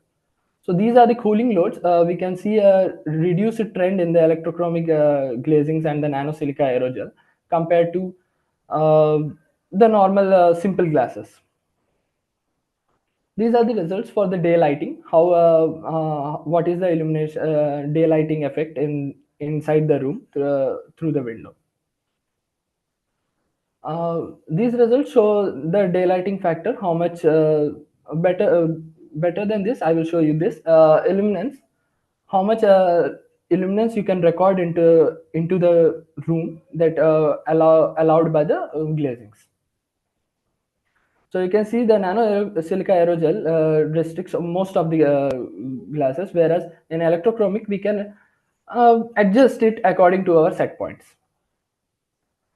So another major thing, the carbon content, the electrochromic, as we are using as the suspended particles, the electrochromic in the window shading, the electrochromic glazings have an increased value of carbon content, which is also a matter of concern to be noticed. Toppana, you'll have to wrap it up. Yeah, sure. Go ahead. Yeah. So the conclusion was from all these analysis. The conclusion from all this analysis was the clear triple glazing and the low emissivity double glazing was found to be a better option among these different types of glazing, satisfying the main motto of the analysis. The main motto of the analysis, which was to reduce the cooling load and increase the daylighting, optimize the daylighting effect. So these were my publications, and the work. This was the part of my work done, which was submitted to the research awards, and the other part is also submitted to NIT Calicut conference. So these were the references I used for the PPT, and thank you. Thank you. Thank you very much. If you can stop sharing your screen, it'll be great. Yeah. Okay. All right. So any questions? Tarun, go ahead. Yeah, very nice presentation. I have a small question. The light is entering into the room through the window, glass window, correct? Yes. Why it is generating heat? Why it is not going back? What is happening there? Sir, it's not about the. I'm not when I'm speaking of light. I'm not about speaking the light or itself. it is also the solar radiation that we get from the sun during the summers as a form of infrared radiations, and which come as the windows is having a lesser, I mean, more heat transfer coefficient compared to the walls. How the solar cooker works? We use solar cooker. There is some change happening in the wave from light wave to heat wave. Something is there? The wavelength of thing changing or anything? Yes, sir. The wavelengths which we get from the sun are some of them are reflected back, and some of them are taken into the through the glass. And after this, what happens when it reflects? It doesn't. It doesn't go out. Yeah, taken into is not very technical term. Can you explain a little bit into more technical term? Solar to the window, anything happening? What are the things happening there? Yeah, I'm trying to understand, because you did the analysis like what is available in the market, what is the performance, commercial products. Yeah. So it's a form of short wave and long wave radiations we were talking about, right? You were asking about that. Yeah, something is missing, the mechanism, what is happening from light to heat generation, that I'm looking for your answer from them. So, sir, I am not speaking about light to heat generation, but the solar radiation, the heat which we get from the sun in form of radiations, that we use in a solar cooker. It is not exactly radiation. Radiation is different things in that way. So the windows was a part of, like, we have done for the light transmitters as well as for the heat transmitters, thermal transmitters. So for the thermal transmitters part, we have considered the radiations, and for the light transmittance part, we have used the illumination parameters for which we have taken into consideration of various light spectrums of how it enters. Okay, that's fine. Yeah, thank you. Yeah. Sudipta. Toppana, it's a good work. So first is, that the building energy optimization, which software you have used, a commercially free software or something other? For building simulation, building energy simulation. Yeah, at my research work, like CBRI, they were using this Energy Plus code with Energy Plus code solver with the design builder software. The main code is from the Energy Plus, and that is used in the design builder software. Here means there is nothing available in that, so we have to give each and every input via own, taking from the glass material to the building dimension, means taking from the smaller part to the bigger part, everything we have to give input by our own, and that input comes from a thorough literature review which I have done during my stay there. Just on input, actually, there are some free softwares available for full building energy simulations. We use it anyway. So I'm coming to that particular another issue. What was mentioned, actually, the glass in the total building facade, actually, important part is it transmits lights, it simultaneously transmits heat. What Professor Poddar was also trying to refer. And the problem is, if you get more light, you get more heat load. Is it true? Yes, sir. Always? Or you need to just, the glass has to be specific one or something like that in your compositions, etc. Do you want to mention something regarding that? Sir, that was the main part of our project, that to allow to restrict the heat and allow the light, optimized light. So this happens when the glass material which we choose have a lesser thermal transmittance value and a greater visible transmittance. That goes into the molecular structure of the glass also. Like for nanosilica aerogel, the thermal transmittance value and the visible transmittance value differ largely. So it allows a lot of visible transmittance, but it does not heat up the room. So okay, and the next issue is, I understood it. And next issue, because time is short. So next issue is you have two glass pens option in between filled up with different materials you have mentioned. Okay. Does it add to energy storage? Sir, that differs from glass to glass. For some glass, there is a vacuum inside, and for some glasses, we fill air or argon you say, or we fill aerogel, nanosilica aerogel. So this adding between the material which we put inside the glass panes will contribute in adding the transmittance of the heat. So for few glasses which we have seen that if we keep a certain type of material inside, the thermal transmittance values increases in case apart from decreasing, and for some it decreases in apart from increasing. But the question is different. If it behaves, has some energy storage characteristics, then your glass pens will be installed irrespective of the season. No? In winter, you may desire to have certain heating effect. In Exactly, summer, you may need to have some cooling effect. So if you allow me to present once again, so I can show you the result, how this is what you have mentioned right now. So may I present once again? Yes, go ahead. It's difficult. You can answer rather. You can answer it orally rather. Maybe you could have just give a hint. That's it. Yeah, sure. So in why you have seen the trends of the all the glasses, you have seen the nano silica aerogel was always the minimum of all, but still we haven't, in the conclusion we haven't suggested it, because the reason is that only it gives a higher 17.38% higher heating load when compared to the reduction in heating load of 2 point something percentage. So during the winters, the heat from inside doesn't go outside when we use the nano silica aerogel. So in summers it is beneficial, but in winters we are getting a very high increase of thermal. Okay, Gautam, hand over because time may be short. So all right, I don't see any more hands up. Thank you, Toppana. Let's move on to the next speaker.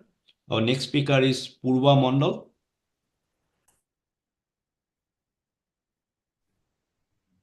Am I audible? Hello? Yes, you are.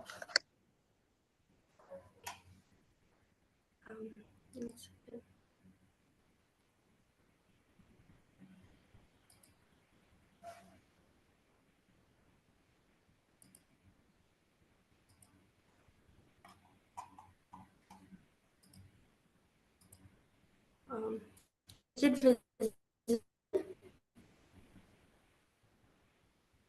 Hello?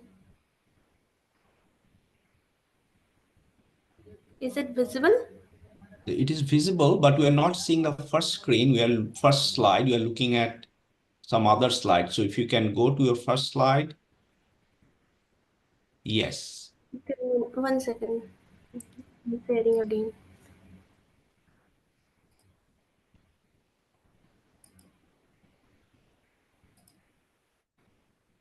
Now is it visible? Just give a second. It's coming up.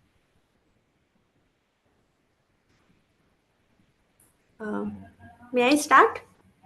Not yet. I am not able to see that. I don't know about others. It's still showing. Not yet. Not yet. So just wait. It's showing that it's started sharing, but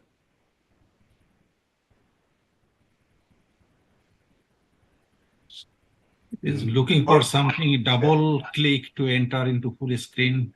Can you double click on your screen and see if anything happens? Poorva, go back and retry again. Yes. Okay, yeah. Stop sharing and then go back and start again.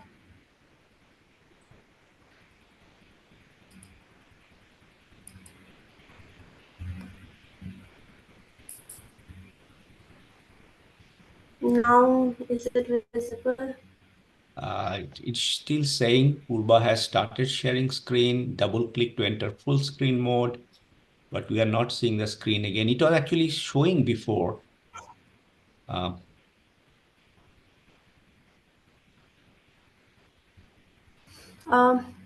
I switch off my camera and try again, because Yes, my please do. hostel network is not working, so I am on mobile data. Maybe that's why. Sure. You can try again.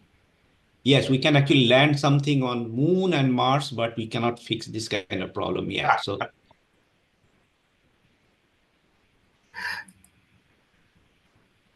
But in near future, the people may ask internet connection in Moon too, or rather Mars.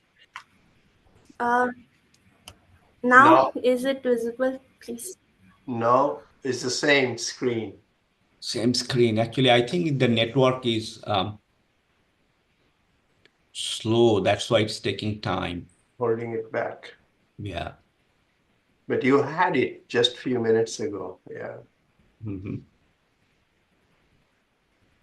So maybe shall we move on to the next Yeah, speaker, well, let's and then try. we'll come back to you again, Poorva?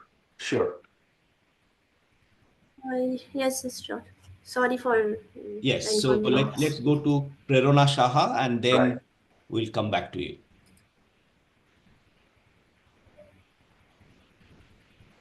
So, am I audible? Yes. Yes, sir.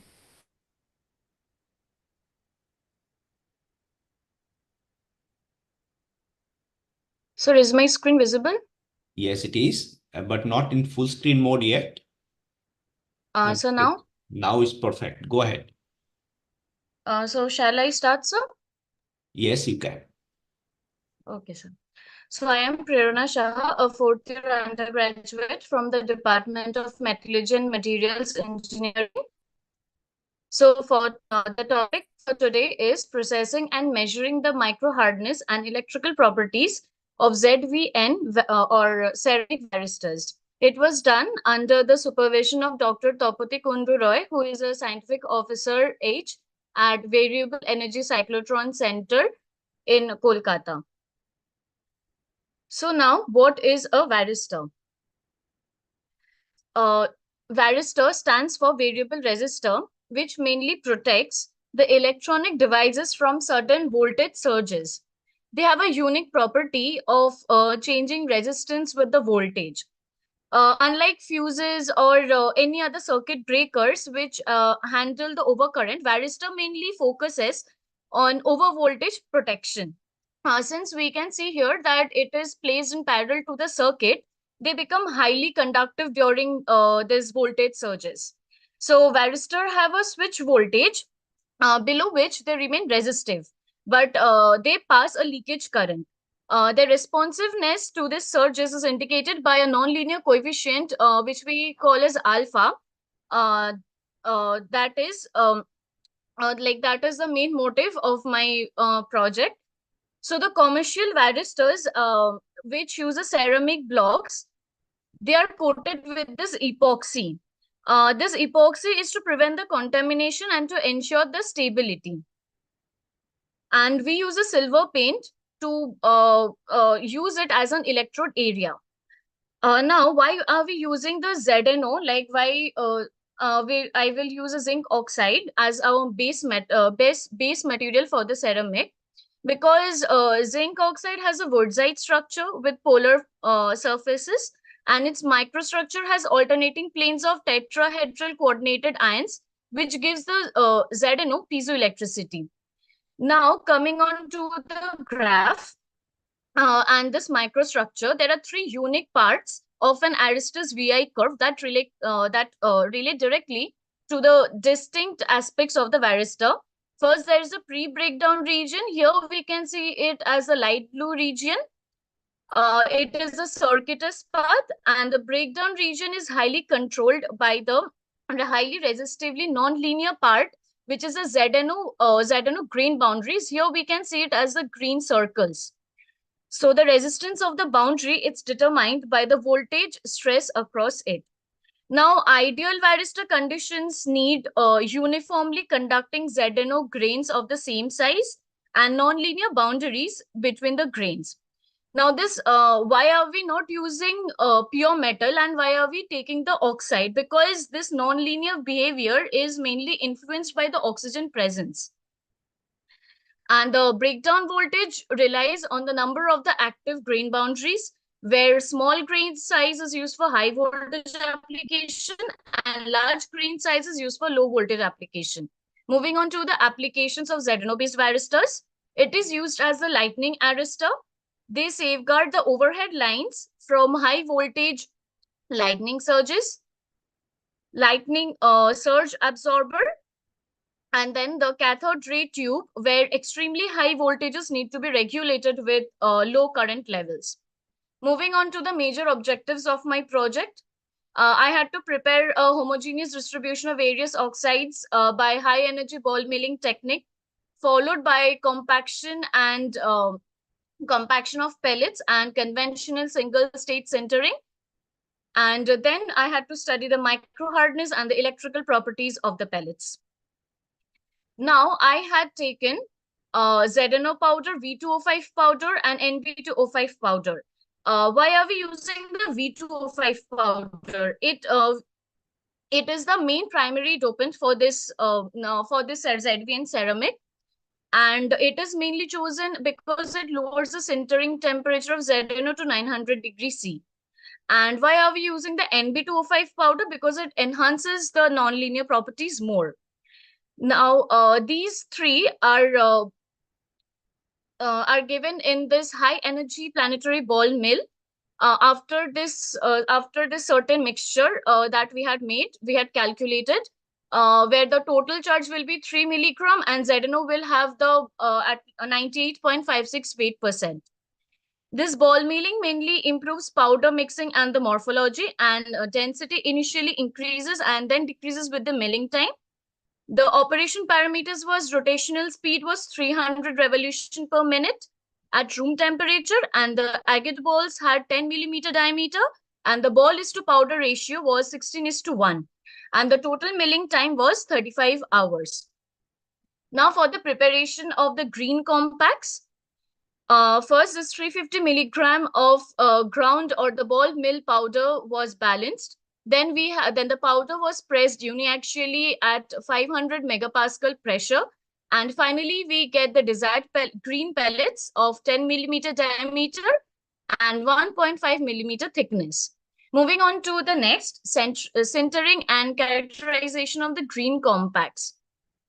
The green compacts were sintered in an aluminum crucible using a box furnace with a constant heating and cooling rate of 300 degrees C per hour. Isothermal sintering at 3 different temperatures was done at 900, 1000, and 100 and 1100 degrees C for various holding time intervals, which ranges from 30 to 120 minutes. This was done to perform and to investigate the impact of the sintering temperature and the time on these ZNO varistors. Initially, the pellets diameter was 10 millimeter and thickness was 1.5 to 1.8, but after cooling, the dimensions was 8.5 millimeter in diameter and 1.2 millimeter in thickness. Then we measured the bulk density and the apparent density and calculated the total porosity. Here, the bulk density was measured as the ratio of the apparent density to the theoretical density. Then we measured the hardness, micro hardness, through the Vickers hardness, and we used 3 types of load: 500 GF, 1000 GF, and 2000 GF. Next, moving on to for the electrical properties. First, these varistor pellets, after the micro hardness was done, it was coated with the conductive silver paint, and the voltage values were imputed using 2.5 kilovolt power supply at room temperature. Current was measured at 1 volt intervals, and then we plotted the electric field and the current density curves. Now, this is the ideal graph of the red dotted line shows the high performance varistor, which we had the target of doing. And the nonlinear exponent alpha was calculated by the formula here, this one. And the breakdown voltage was determined at 1 milliampere per centimeter square, and the leakage current was taken at 2 intervals, that is 0.8 breakdown voltage and at 0.75 breakdown voltage. Now moving on to the results and observations. You have 2 minutes. Okay, sir. The bulk densities of ZVN pellets. So what we observed, that is at 1000 degrees C, at 1 hour holding time, we got the lowest bulk density, and the ZVN samples exhibited 97 to 99% of the theoretical density. Moving on to the porosity of the pellets, the ZVN samples exhibited 1.5 to 5% weight in porosity, and the total porosity was a sum of the total open and the closed pores post heating. And these samples which were sintered under 1000 degrees C, they showed the highest volume shrinkage. Now we have the micro hardness results. That is, we observed that the micro hardness, the pellets which were sintered at 900 degrees C at 0.5 hour, they showed the maximum hardness, and those which were sintered for 2 hours at 1100 degrees C showed the minimum hardness for all the 3 types of load. And at 1000 we got moderate results. Now for the electrical property measurements, we got the best result at 900 degrees C for 0.5 hour holding time, where the highest nonlinear coefficient was 14.18 and the highest breakdown voltage was 4353.89 volt per centimeter, and the lowest leakage current was at 0.75 VB, which had the value of 0.266 milliampere per cm square. Now, as the sinter temperature was raised from 900 to 1100 degrees C, and the holding time was kept constant. Here we considered only the 2 hour because we got the best results here. So the nonlinear coefficient was observed to decrease along the breakdown voltage. So in the first case and the first graph, we can see that our alpha was 11.7 at 900 degrees C. In the second case, we can see alpha was 7.18 at 1000 degrees C, and for 1100 degrees C, it was 5.83. So we can conclude that 900 degrees C gave us the best results. Now, following to the summary of my key findings, we have discussed about the ball milling techniques to mix the powder oxides and the pellets that are made from the varistor powder mixture by using a hydraulic machine. We had measured the bulk density percentage and the total porosity in each pellet. And we observed that at 1000 degrees C at 1 hour holding time to have the lowest bulk density. And we concluded from the micro hardness test that 900 degrees C for 0.5 hour showed the maximum hardness for the 3 types of load, 500 GF, 1000 GF, and 2000 GF. And as per our experimental data analysis, the pellet was sintered at 900 degrees C for 0.5 hour holding time, gave us the best results for the nonlinear coefficient and the other electrical properties. Thank you. Thank you. Thank you very much. If you can stop sharing your screen, then we can go. Yes. Okay. Any questions? I can see Sudipta, go ahead. Yeah, Prerona, good. You have given a very good presentation. So first, I want to ask you one thing. You have very meticulously described the methodology you have followed to get your results and what characteristics you have got. But you know that for any engineering application, if you can earlier predict what should be the path of your experimentation, then it becomes much cost effective. So do you have any idea that for a particular material development means you need certain characteristics? Okay. So what is the guidelines so that you followed how much temperature, how much is the time of that particular compressions and all these things you have mentioned. But what are the basic fundamental principles that you have chosen your parameters? Okay, sir. So, like, actually, this work on ZVN varistor, under whom I had done, Dr. Toppana Roy, she had already done a work on the same ZVN varistor, but the temperature range was different. It was from 875 to 925 degrees Celsius, within 25 degree temperatures difference, and the holding temperature also differed. But this time we wanted to try it in a different way in order to get more better results. Like, here we targeted for getting the best alpha. In her previous work, she couldn't get that. So we went in this way to get to get the temperatures as 900, 1000, 1100, and to get this different holding time to know what can be the changes and for the my question is very specific. Your supervisor had a definite range of the series of walks, and out of which you have done a small part of it. It's quite expected. Undergraduate students do that. But my idea, can you enlighten us from the metallurgical or material science viewpoint that to get a property? Now, are you aware that artificial intelligence is now predicting how to create different alloys of desired properties? Are you aware of it? No, sir, I'm not aware of it. Okay. I have come over. Okay, any other questions? I don't see any hands up. I have a question. Have you really characterized the electrical properties well? And no, because one of the two important characteristics is your response time. How when you apply a voltage, how fast the varistor's resistance decreases. That is important for the application. So have you looked at the response time of this material that you have developed?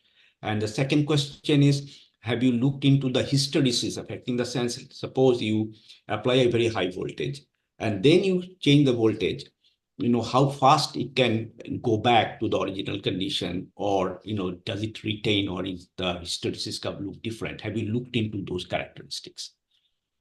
So for the hysteresis thing, we haven't worked for that because we started from like 0 voltage, then we moved upwards till 2.5 kilo voltage until the varistor can conduct, like till it got tripped.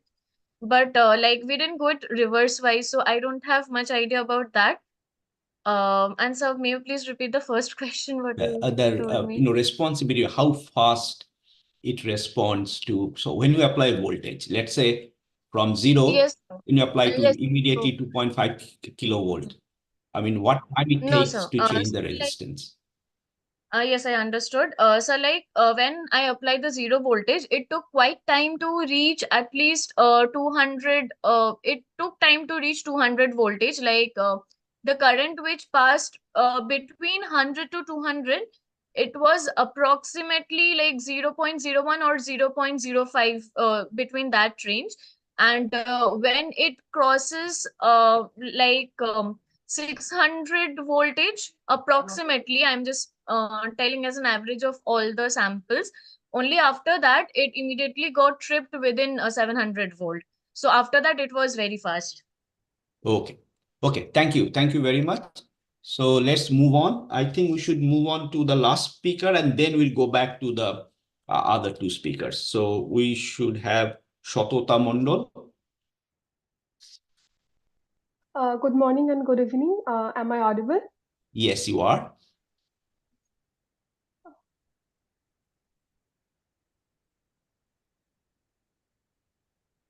Is my screen visible? Yes, it is. You can go to presentation mode.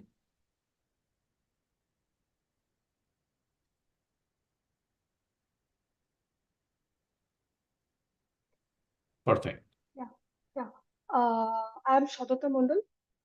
I'm a third year undergraduate student from the Department of Information Technology. And today the topic of my presentation is PPG sensor-based stress level monitoring system for undergraduate students of technical education. This work is done under the guidance of Professor Ruchira Noshkar. These are the contents of my presentation. Introduction. When discussing about health, mental well-being is just as important as physical health. Maintaining good mental health is very much crucial for every individual.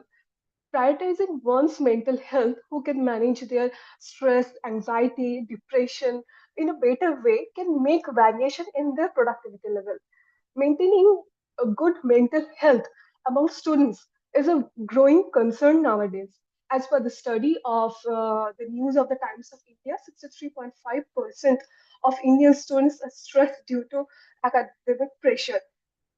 So in our experiment, we have used Polar OH1 Plus PPG sensing device. It is a non-intrusive, comfortable, and user-friendly PPG optical heart rate monitoring device. These devices uses green light to measure the volumetric variation of blood circulation from the surface of the skin. It can be used at any portion, at any part of our body, as long as there is the superficial blood vessels in the close proximity of the skin surface. And it can be used seamlessly with various kinds of mobile applications, smart watches also. And throughout our experiment, we have used this Polar OH1 Plus device as an armband, as shown in the picture. So the study involves a total 200 undergraduate students of technical education, which includes both males and females, 50% of males and 42% of female, which ranges of ages 17 to 23 years. And all of the participants are enrolled in undergraduate courses of various departments of IIST Shipur. And all of the participants doesn't have any mention worthy health issues. They are in normal, their health conditions. From PPG sensing Polar OH1 Plus device, we have collected data in mobile using Bluetooth connections, and these data are dumped into two Polar supported mobile applications, which are this Polar Beat and Polar Flow respectively. And from these applications, we have extracted .csv file, which contains the heart rate data of each second. And we have converted the heart rate to RR interval data of each second, and we have normalized it because in our study both male and female participants were there, and this normalized RR data is used in the QBIOS software, and from that software we have done statistical analysis, and from that we have get the HR, this graph plotting, and RR graph plotting, and from that software also we have get two types of parameters. One is time domain parameter, which includes mean RR, mean HR data, and etc. And another one is frequency domain parameters, which includes A50 results, AR results, and etc. This is the proposed whole workflow of our experiment. And the data which we have collected in 3 sessions, which consists session 1, which is taken in the morning, session 2, which is taken during the class hours, and session 3, which is taken at the night before going to bed. And all of the sessions which we have taken lasts for 30 minutes. The first 10 to 15 minutes are used for setting up the device and making the participant comfortable in that environment, and rest 15 to 20 minutes is used for vital data recording, which is very much crucial for our data analysis. And the participants in our experiment have followed their daily routine. And when we are taking the data, they have refrained from any kind of medium or heavy physical exercises. And for each and every session is used for supervised machine learning based classification. And we have done classification in 2 levels. In the first level, we have built a binary classifier to distinguish between session 1 or session 2 versus session 3, which is responsible for categorizing students' mental state as stressed or relaxed. And in level 2, we have done ternary classification to distinguish between session 1 versus session 2 versus session 3, which is responsible for categorizing students' mental state as moderately stressed, highly stressed, and relaxed. So here we have used 6 supervised machine learning classifiers, and among them, random forest performed better than other classifiers. And here we can see for the random forest for binary classification, we have got 86.27% accuracy, and for ternary classification, we get 68.42% accuracy. This study investigated the feasibility of using HRV data collected from wrist wearable PPG sensing Polar OH1 Plus device to predict students' mental state. This kinds of work will help to classify students according to their mental stressed state, and this kinds of research is very much important in the context of technical education in India, where there is reluctance to seek help when students are facing challenges. This study reveals that using an affordable, inexpensive, non-intrusive PPG device can easily monitor students' mental health. And this approach offers an initial insight about students' mental health. And this addresses mental health concern in a more accessible way. As future research directions, it is essential to delve more to explore the applicability of physiological sensors for broader emotional state identification and emotional intelligence understanding, EI understanding, that is very much relevant nowadays for holistic development of students. And we can also explore more the correlation between HRV and various physiological, psychological concepts, and can further enhance our understanding of integrate relationship between physiological and psychological aspects of human mind. And currently, I am working towards this field. That is, I'm trying to develop a classification model for detecting various categories of emotions from these HRV signals, which is taken from polar wedge 1 plus device, from existing standard two-dimensional model as shown in the figure. This is activation and pleasant, that is commonly known as balanced arousal model of emotions. And also I'm trying to relate this stress and this emotion, so that like emotion is also related to stress very much. So I'm just also trying to find the relation. And I've also done a research internship at IIT Kharagpur under Professor Devdeep Mukhopadhyay, and there I've worked on hardware security primitives, that is PUF, physically unclonable functions, and I've done hardware simulation of 10 Zord arbiter PUF, 1111 interpose PUF, LP PUF, and I've designed it on Nexus 4 DDR APGA boards, which have reliability more than 95% and uniformity in cases near about 50%. And these puffs, I have evaluated its resistance against various machine learning based algorithms attacks. And I have also contributed on the Calypso attack, which is very much novel attack on strong puffs, and which also got accepted in conference chess IICR. Thank you. Thank you. Thank you very much. If you can stop sharing and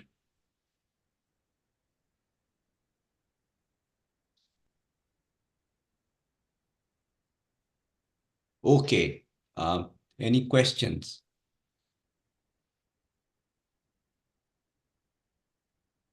Yes. So, Ashirbani, please go ahead. Thanks, Satota. Very nice presentation. I had a couple of questions. One is related to the data set.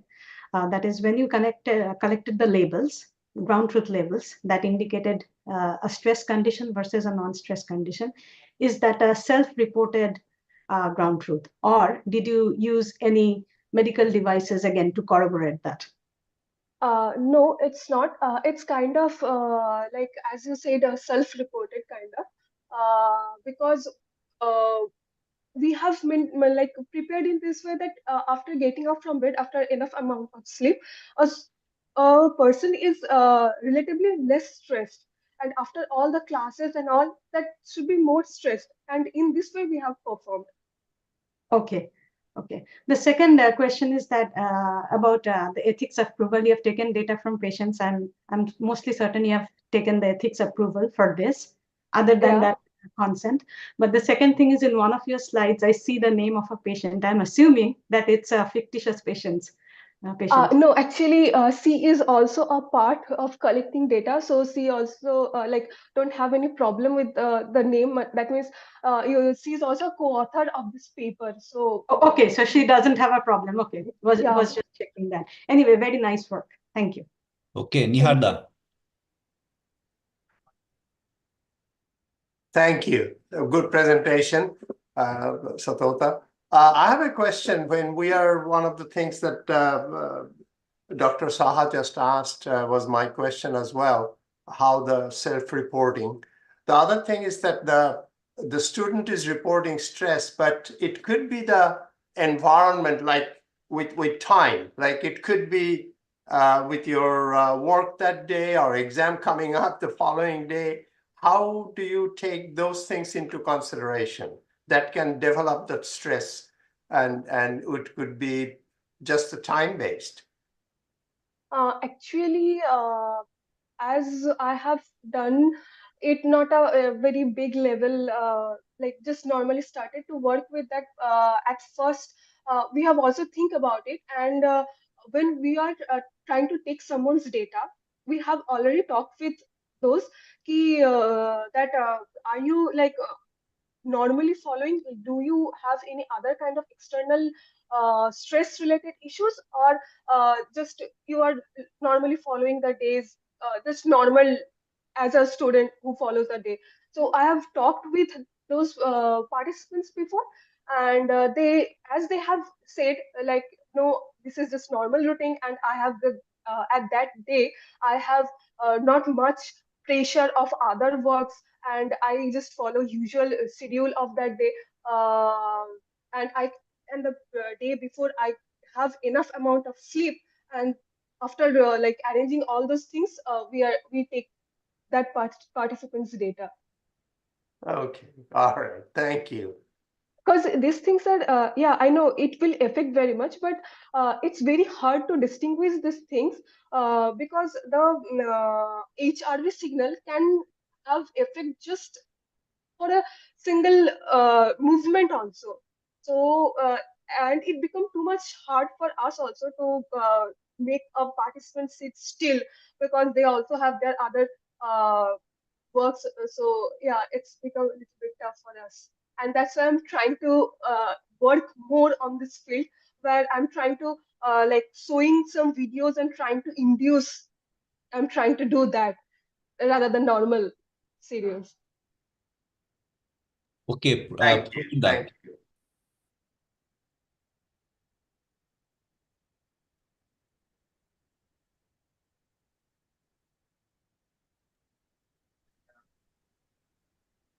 Yes, Pravida, go ahead. Congratulations, Ms. Mondal, both on your work and your presentation. My second question was already asked by Professor Saha, the privacy implications, particularly under Indian conditions. My first question is a very stupid one. I take it in this kind of study, it is impossible to apply the concept of a control group because, you know, what is it that you're controlling for? But did you find any differences in behavior by gender and age? Actually, the age group is near about too much similar. Like most of the data are taken from my batchmates. So the age group, age effect, I have not seen much. But yeah, gender effect is there in HRV signal. The heart rate values are their effect is there in gender. Thank you. So I have a quick question, Satota. That is actually follow on what Niharendu was asking, because you are collecting this data in a controlled environment, because you are asking your, whoever the participant sitting down and then taking the data. So that actually impacts, because if you suppose you are saying that you are going to have some, let's say, calming music and all. So in that case, the data that you are getting might be not the actual data. So is it possible maybe to think in future to collect this data in real life environment? And again, if your real life environment will have so many other variables that you'll have to take into account. So maybe just as kind of not a question, more of a suggestion to see how that correlates with your controlled environment data. Yes, actually now I'm working on that specifically. Like if I take data without engaging them on something, their mind may be like thinking of their other stresses because it's very much common. So I'm trying to induce this with some videos or audios, maybe from standard data set. I'm trying with that to collect those data, and now I have the device with me. So this induce, because this inducements I think will be more accurate in their data sets, because when someone is concentrating on something, the other parts, other thinkings, that will be erased from their mind, so they will be focused on that. So when each and everyone is focused on that, so then this data will be more, I think, more accurate. Like as the literature review, I've studied more psychological papers, I've gone through them. They have also tried to do in this way, because their personal belongings we can't But get yes, rid but of those that things. but the students are in environment, educational environment as well as, but you cannot take out any other stress, kind of separate that out. Let's say boyfriend, girlfriend stresses are coming in, as well as your educational stresses coming in. These are all part of the overall, mental health. So that's again, thank you. Thank you very much for your presentation. Let's move on. Thank you. So we'll go back now. If Poorva can go back and try, and then Abhisek is back, right? Abhisek is available now. Abhisek Rajput. Yes, sir. Okay, Yes, sir. so Poorva, are you ready to present and we can try again? Yeah, I'm trying again. Sure, let's do that.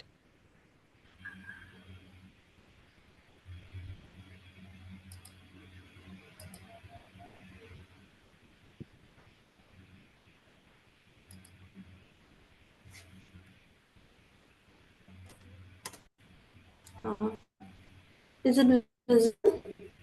Just wait for a few. Yes, it is visible. Don't do anything. Go back to your first slide and let's start. Yeah. Okay, go ahead. Okay. Good evening, everyone present here. I am Poorva Mondal from West Bengal. I am a BTech fourth year student from Department of Mechanical Engineering, IIEST Sipur. Today, my presentation topic is droplet impacting on solid surfaces, theoretical and numerical modeling. So I have done this work in my summer internship 2022 in TCS Innovations Lab, Tata Consultancy Services, under the supervision of Sir Arnav Chakraborty. Now, this is the overview of my today's talk. I will start from the background and importance of this study, followed by literature review, novelty, objective, model validation, then parametric studies, and so on. So yeah, from the topic itself, you can see that the droplet is impacting on a solid surface, on different solid surfaces. Now, why this problem is so much important? Like one example is, if you see in our nature during raining, eventually the rain droplet is heating different kind of solid surfaces. Maybe it will be some tree leaves or animal skin or clay. So the dynamics upon heating on that solid surfaces will be different. Like hitting on leaves will be different than hitting on the clay. So what causes this difference? Whether it is the microstructure of the surfaces, the surrounding medium, the impact velocity, or what? So when the droplet heats and spreads and then breaks into minute particles, it can be carrying some amount of virus or bacteria. It is the background of the study, and there are various applications why this study is important, like both natural and industrial, like starting from temperature effect after raining to local climate change, to you can see in this middle video the self cleaning process, etc. Also the heat releasing of animals. Now, digging deeper in this problem, these are the literature review I have followed. Okay. Now, the novelty and the objective of the present study. The impact of a single droplet on various surfaces is ubiquitous, while its omnipresence could be observed in almost in all industries. The objective of our study is to investigate the effect of droplet shape on its spreading and also in its retraction dynamics, the effect of impact velocity, also to understand the underlying physics, to understand the underlying physics of the droplet dynamics upon heating on ripped surface. Now, our present study has mainly threefold. In the first fold, the novelty is we thoroughly investigated the gravity effect of gravity on the droplet spreading. In second fold, from our study, we have shown a significant improvement in contact time reduction of a droplet over truncated cone reef surface. And in the last fold, what we have done, we have generated our own theoretical model for the spreading factor of droplet, and we compared our our model with the existing pieces of literatures. Now I am following on the read surface part because for the lack of the time. Now here are the important non-dimensional numbers which played an important role in our study. Weber number, Reynolds number, also Bond number for the gravitational effect, Onset number, and these are the things. Now, what we have done, the volume of fluid method formulation. So, volume of fluid method, it is a widely used CFD method for modeling free surfaces arising multi-phase flow. We have followed this method, and it is a fixed mesh method. And I have done this work in ANSYS workbench. I have modeled our designed our model in like full day in ANSYS in design modular, and then I have done the simulation in ANSYS Fluent. So in Fluent we have used simple, which is semi implicit method for pressure linked equation, is for pressure velocity coupling, while its pressure wave solver was Presto, which is used for the discretization of pressure in momentum equation. Now I have taken the simulation assumption that there is no heat transfer into the system, and the density velocity of liquid is independent of temperature, and liquid is incompressible while the outer air is compressible. Now here it is the case setup and validation. It is the referred literature which we have validated. So LX, we have taken the domain 10 by 10 by 10 millimeter by 10 millimeter by 10 millimeter, and the diameter of spherical droplet was 2.14 millimeter with impact velocity 0.64 meter per second. You can see it is the quantitative validation, and it is the it is the qualitative validation, and it is the quantitative validation. And then after it is the post processing part. So truly speaking, I have not done the post processing part, the image processing, and my mentor mainly did that, but he taught me some basics of this process. So what we have followed, firstly pre-processing, where the contrast and color of the images are adjusted, then binarization, where the RGB images first converted into grayscale, and then we binarized the images, and then each iteration which we have done through Sobel operator, then finding the touching point. So we have found the two extreme points where the droplet meets the solid surface, and capturing the surf interface for in the pixel value matrix, and the tangent has been drawn, so that constitutes the dynamic contact angle for this droplet. So details of droplet geometries, what we have done for spherical, horizontal ellipse and vertical ellipse droplets. In previous studies, the spherical droplet one has been only done, but we have done also for horizontal and vertical ellipse droplets, and these are the parameters we have followed. And it is the qualitative visualization of effect of shape. So what we have done is the I have been presenting the morphology of the droplet dynamics, the time when the droplet is hitting the surface through the time when it is rebounding. So it is if the droplet is at certain height from the solid surface, they hold certain amount of potential and kinetic energies. When the droplet hits the surface, the potential energy becomes zero, and the total kinetic energy is started to converting in surface energy of the deforming droplet.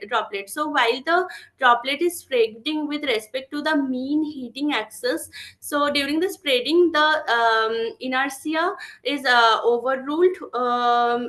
Inertia is overruling the surface tension, but at maximum spreading diameter, the inertia and the surface tension will be equalized, and then the surface tension plays its role, which is overruling the inertia and go back to the droplets original shape and following the rebounding. You can see the spreading begins, then here is the receding begins, where the surface energy is overruling, surface tension is overruling and receding, and then rebounding for three sets of droplets.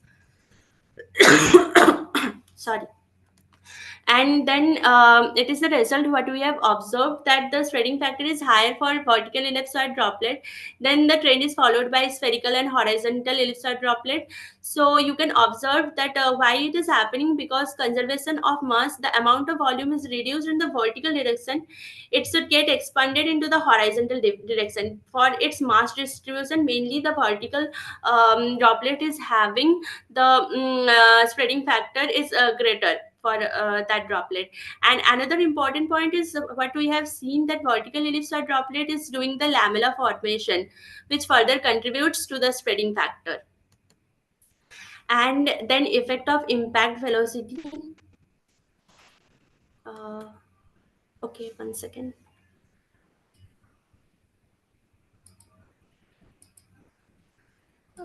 Sorry, I guess the network is you can see effect of impact velocity. So here it is for Weber number 10 and Weber number 40. You can see for Weber number 10 the droplet is spreading, then recoiling, and then it will rebound, and for the Weber number 40 it is splashing down. So it is the main difference for Weber number 10 with Weber number 40.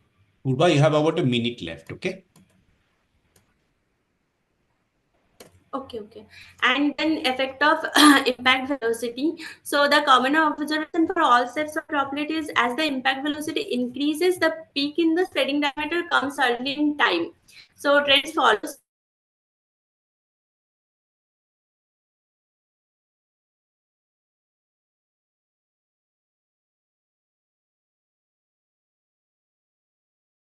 And also what we have seen that for web is doing receding and rebounding is doing gradually, like slowly it is doing. It is heating with a greater impact velocity. Like the kinetic energy is more there, which upon heating is splashing the droplet.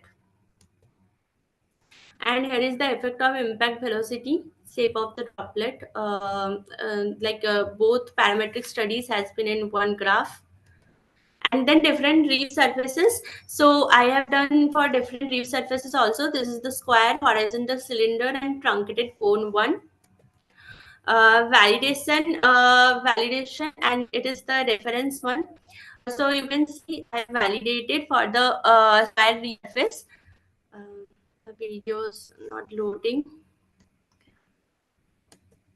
Yeah, if you should wrap it up, maybe you should go to the conclusion slide. Yeah. Droplet,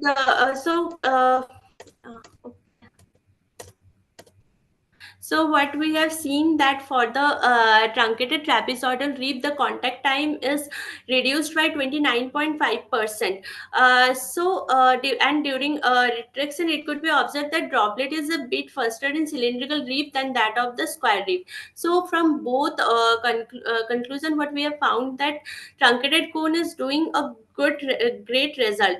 So for anti-icing, anti-corrosion surfaces, we can use this reef surfaces, the truncated trapezoid reef surface, and if we can make the vertical liquid droplet, so we can do that. It will be a more contact surface and less contact time, which can give a good even best result for anti-icing and anti-corrosion, this type of mechanisms.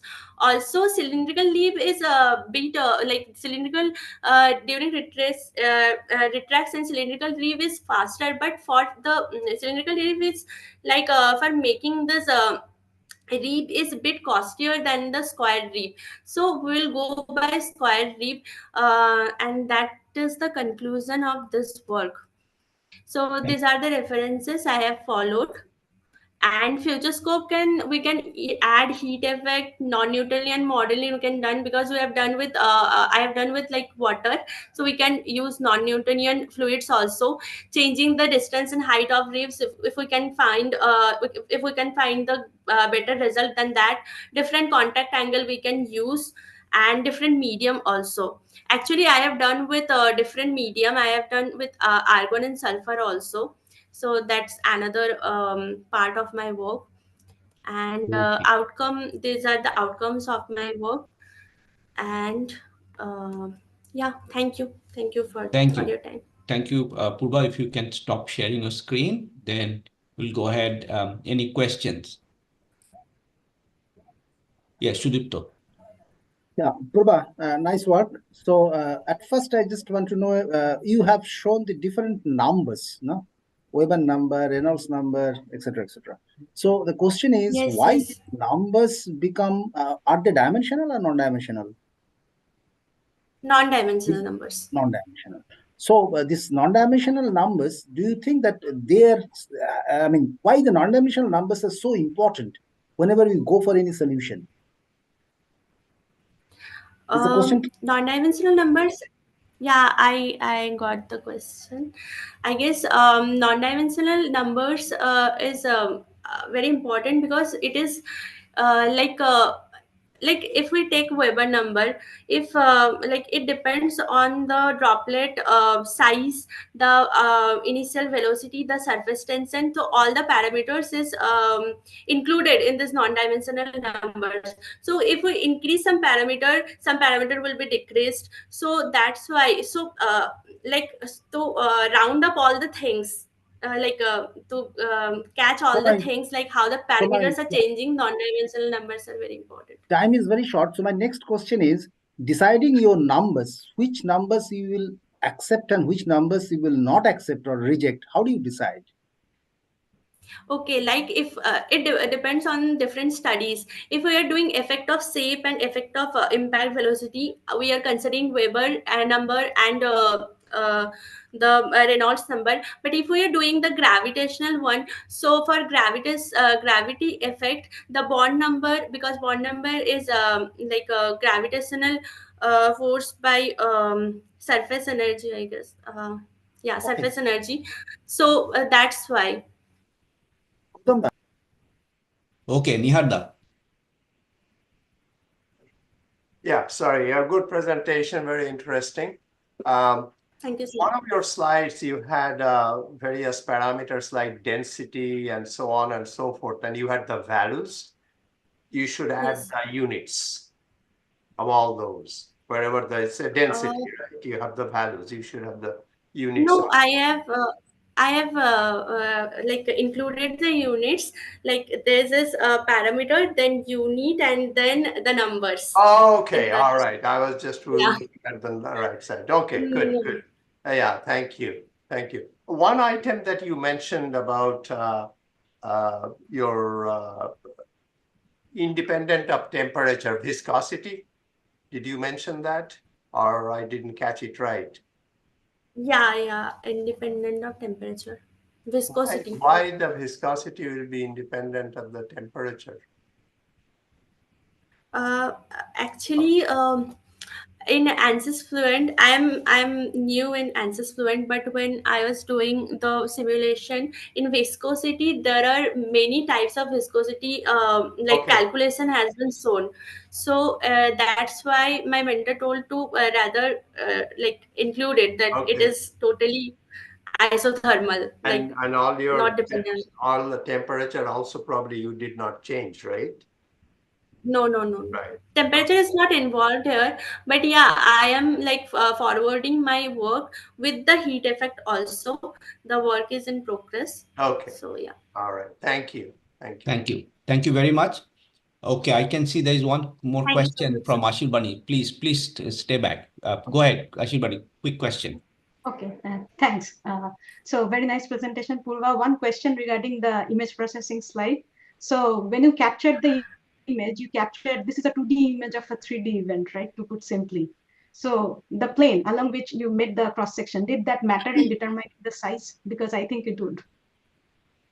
Yeah, it matters actually. In during the animation, I have to set this proper proper size for all all animations. So I have to make sure that this is the proper, like if we are zooming the picture also, I have to take grant of this proper size, so that it can it can't it can affect it does not affect the image processing one.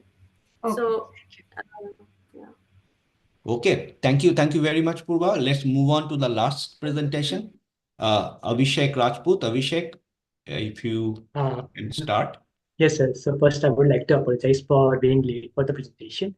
I had my GATE exam and I reached campus at 8:30, so I was not able to attend. Okay, sir. Okay. So is my screen visible? Let's wait. It's coming up. Yes, now it's visible. You can go to presentation mode.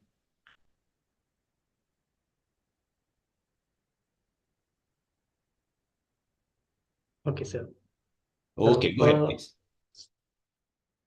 Sir, I am Abhisek Rajput, fourth year student at the IIST Shibpur. Today, I am going to present here on the topic temperature and fluid velocity field estimation in melt pool using multiple phase numerical simulation for multi-track selective laser melting process. Selective laser melting process is a type of additive manufacturing process which can make net shape 3D products using metal, polymer, ceramic, and variety of materials. SLM process is one of the best processes for metal additive manufacturing due to its high dimensional accuracy and surface integrity. To understand SLM process, we need to understand the melt pool behavior. Melt pool is one of the most basic unit in SLM process. Here, figure 2 represent all the phenomena going on in the melt. Here we can see there is rapid phase change, rapid solidification and melting of the powder layer, and heat convection, radiation, Mann-Gurney effect, and recoil pressure. So in this study, I just considered it the convection and Mann-Gurney effect. So my main objective for this work was to develop a finite element model for multi-track scaling simulation and to determine temperature and fluid velocity in the melt pool region and to estimate the melt pool dimension and its growth at different locations in multi-track path. So for that, I used COMSOL multiphysics software. To start with the model, I made a base plate and a powder layer. The powder layer was discretized using tetrahedral elements, and the peripheral surfaces of base plate were kept at 80-degree temperature with adiabatic boundary conditions. The figure 3B represents a laser path. Here are the process parameters and material properties used for this simulation. The most important process parameter are laser power and scan speed. For this presentation, I have used results from 500 mm per second speed and 1000 mm per second speed with 150 watt laser power. To define our laser, we used a Gaussian influx distribution. We modeled this using parameters in COMSOL. And for heat transfer, we used this equation for heat transfer. Now, we included non-isothermal flow and Mann-Gurney effect to get the most accurate melt pool dimensions. Now, for estimating fluid velocity, we used conservation of energy and momentum equations. And for the surface tension, we used this equation. Now for the results, we use smooth aggregation AMG solver in non-isothermal multiphysics simulation. It was a part of the bundle in a COMSOL. We could directly use it from there. And the figure here represents our image for the third track at 500 mm per second speed with 150 watt laser and 40 micrometer layer thickness. So here we can see find the liquids and solids temperature, hence defining our melt pool dimensions. Here in the figure 5, we can observe the isosurface of the velocities, and here we can see the maximum velocity obtained was 3.79 meter per second. And one interesting observation we can find is the variation of velocity among the melt. Here we can see at the rear end of the melt pool, the velocity is significantly lower as compared to front velocity. This represents negative surface tension gradient. And the most important or most interesting result of this study is this figure 6, or temperature history due to multi-scale at the first track. Here we can see when a laser moves on the first track, its temperature rises very rapidly. It goes to melting region, even vaporization region, and then it's resolidified. And when on same track, the laser is passing on the adjacent track, it remelted or it goes above recrystallization temperature. And again, so the geometry or the material property at the first track are influenced by the second track, third track, and so on. And finally, we can see the shape of our melt pool. Here we can see a comet tail shape with Mann-Gurney convection. Here this animation represents our laser moving with our melt pool dimension, like the growth of melt pool along with the laser. So this figure represents the melt pool dimension at different speeds. So from these all results, we can conclude that a melt pool dimension stabilizes after an initial rapid growth, and with each successive hedge, there is significant rise in temperature, and which results in slight growth in melt pool dimensions. And with increase in scanning speed, width and depth of melt pool are decreased, and the frontal velocity in the melt pool is relatively higher than the tail velocity due to negative surface tension gradient and opposing the laser scan speed direction. So I completed this work as my part of Summer Research Fellowship Program 2023, which is conducted by 3 National Science Academies of India at IIT Ropar in this summer break from 16th May 2023 to 14th July 2023. This work was presented at 29th International Conference on Processing and Fabrication of Advanced Material, which was held at IIT Tirupati from 6 to 8 September. And this manuscript will be published in Springer Book Series. I have continued this project. Currently in this presentation, there are only 2 models. I have completed total of 16 models with varying laser power and varying laser power from 150 to 300 watt and varying a laser speed from 500 mm per second to 2000 mm per second. That summary of that work is haven't completed yet, but after completing it, I'm going to publish a journal paper based on that. And along with this, I am currently working on this topic of evaluation of cellular response between twisted and untwisted scaffold through multi-scale fluid structures interaction study. For this, I model a FCC structure and made a scaffold out of FCC, twisted and untwisted structure, performed static and CFD study to find out the parameters like wall shear stress, permeability, and how those twisting affect those parameters in order to establish a relationship between the cellular response due to twisting. Thank you, sir. Thank you. Thank you very much, Abhisek. So if you can stop sharing. Yes, sir. Okay, yes. Any questions? I can see Sudipta's hand is up. Yeah, Abhisek, at first you have taken a lot of pain after appearing in GATE exam. I mean, presentation is really difficult, but good presentation. But simultaneously, I have certain queries. You have mentioned that multi-physics model. How multi-physics model is different from another sort of model?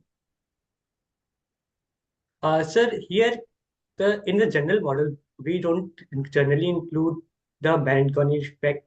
We just like what I have studied in various general papers. But simple physics model, they just use the conductive heat transfer and convective heat transfer. They don't include any particular phenomena which are going inside the melt. Like here, I included additional phenomena of Marangoni effect. That is like mass transfer due to surface tension gradient. Now, so this is like multi-scale. I'm just interrupting you. Just your earlier friend presentation you have seen. Okay. So do you think that is different from multiphysics because yes, she has studied the droplet impact on the solid surface?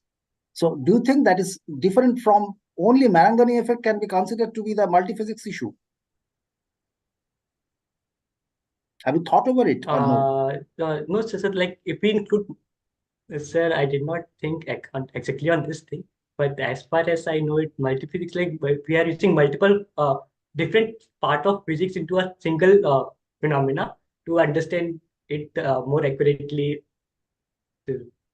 But in that impact also there was surface tension effect, there was liquid viscosity effect, there was inertia effect. So are this not multiphysics and only including Marangoni we should call it? I'm just asking, proposing you, or rather you can explore that, okay? And as the time is very short, the next one is, do you know what is moving boundary problem? Have you heard about it? No, sir. Is your problem comes no, under the category of moving boundary one? Do you identify that? No. You don't have any idea, so I should not go on asking anything. Okay. Gautam, over. Okay, any other question from anyone? I think getting late, people are getting tired maybe. Okay, so I don't, yes, Niharendu. Yeah, just a quick quick question. Can you just comment in few seconds the application of your work? Practical application of your work. Yes, sir. So, like additive manufacturing or metal additive manufacturing is one of the emerging field in the field of manufacturing. So, if we are able to understand the microstructure developed by these phenomena, then we can identify its properties at much better scale. And like for the general manufacturing materials, we are able to identify its strength, its elasticity, uh, uh, various parameters very easily. But for the additive manufacturing, there are many. It is still we are investigating its phenomena to understand its material properties. It's based on different. What we say here, I included that there are multiple layers of solidification, melting, solidification. That these all the parameters affect its fundamental characteristics. So we are trying to establish few relationships due to that and try to develop what we say the 3D printing. We are able to produce complex geometries, and if we are able to have proper strength parameters of those, then we can make so many products. Like one of the best example what I know about is rocket nozzles. So that was like used by NASA recently. This 3D printed rocket nozzle, which had very intricate cooling channels and fluid flow channels for proper mixing of hydrogen and oxygen for proper combustion. So that way we are able to identify its characteristics, its strength. We will identify its life and that kind of. That's good. Good. Thank you. Thank you very much. Thank you.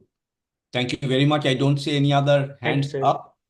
So let's do one thing. Maybe Niharendu, we can ask all the students to drop out perhaps, and then we have a little bit of time to discuss amongst ourselves. That should be the very much important issue. Yeah. Before we disperse, we have to have a discussion. Yeah. So Niharendu, you are muted. So. Okay, we'll want to take this opportunity to thank all the students for your amazing presentation. To be honest, I was blown away by all your confidence and the way you presented. Thank you so much. So I will ask all the students to log out to give us some time to us to discuss. You don't have to come back anymore because that's right. We'll get in touch with you. Yeah, you are done for the night. Yeah, thank you very much for making this so enjoyable. We all appreciate it very much. Yeah, and thank all the guests and IIEST administration as well. So we are, we have come to an end now. Thank you. So we are just there is another issue. Niharendu and Gautam, there is a live streaming. Should we switch it off also? Yes, yes, we'll have to switch off the live stream. We don't have to live stream our discussions. Right. So Abhisek, you can go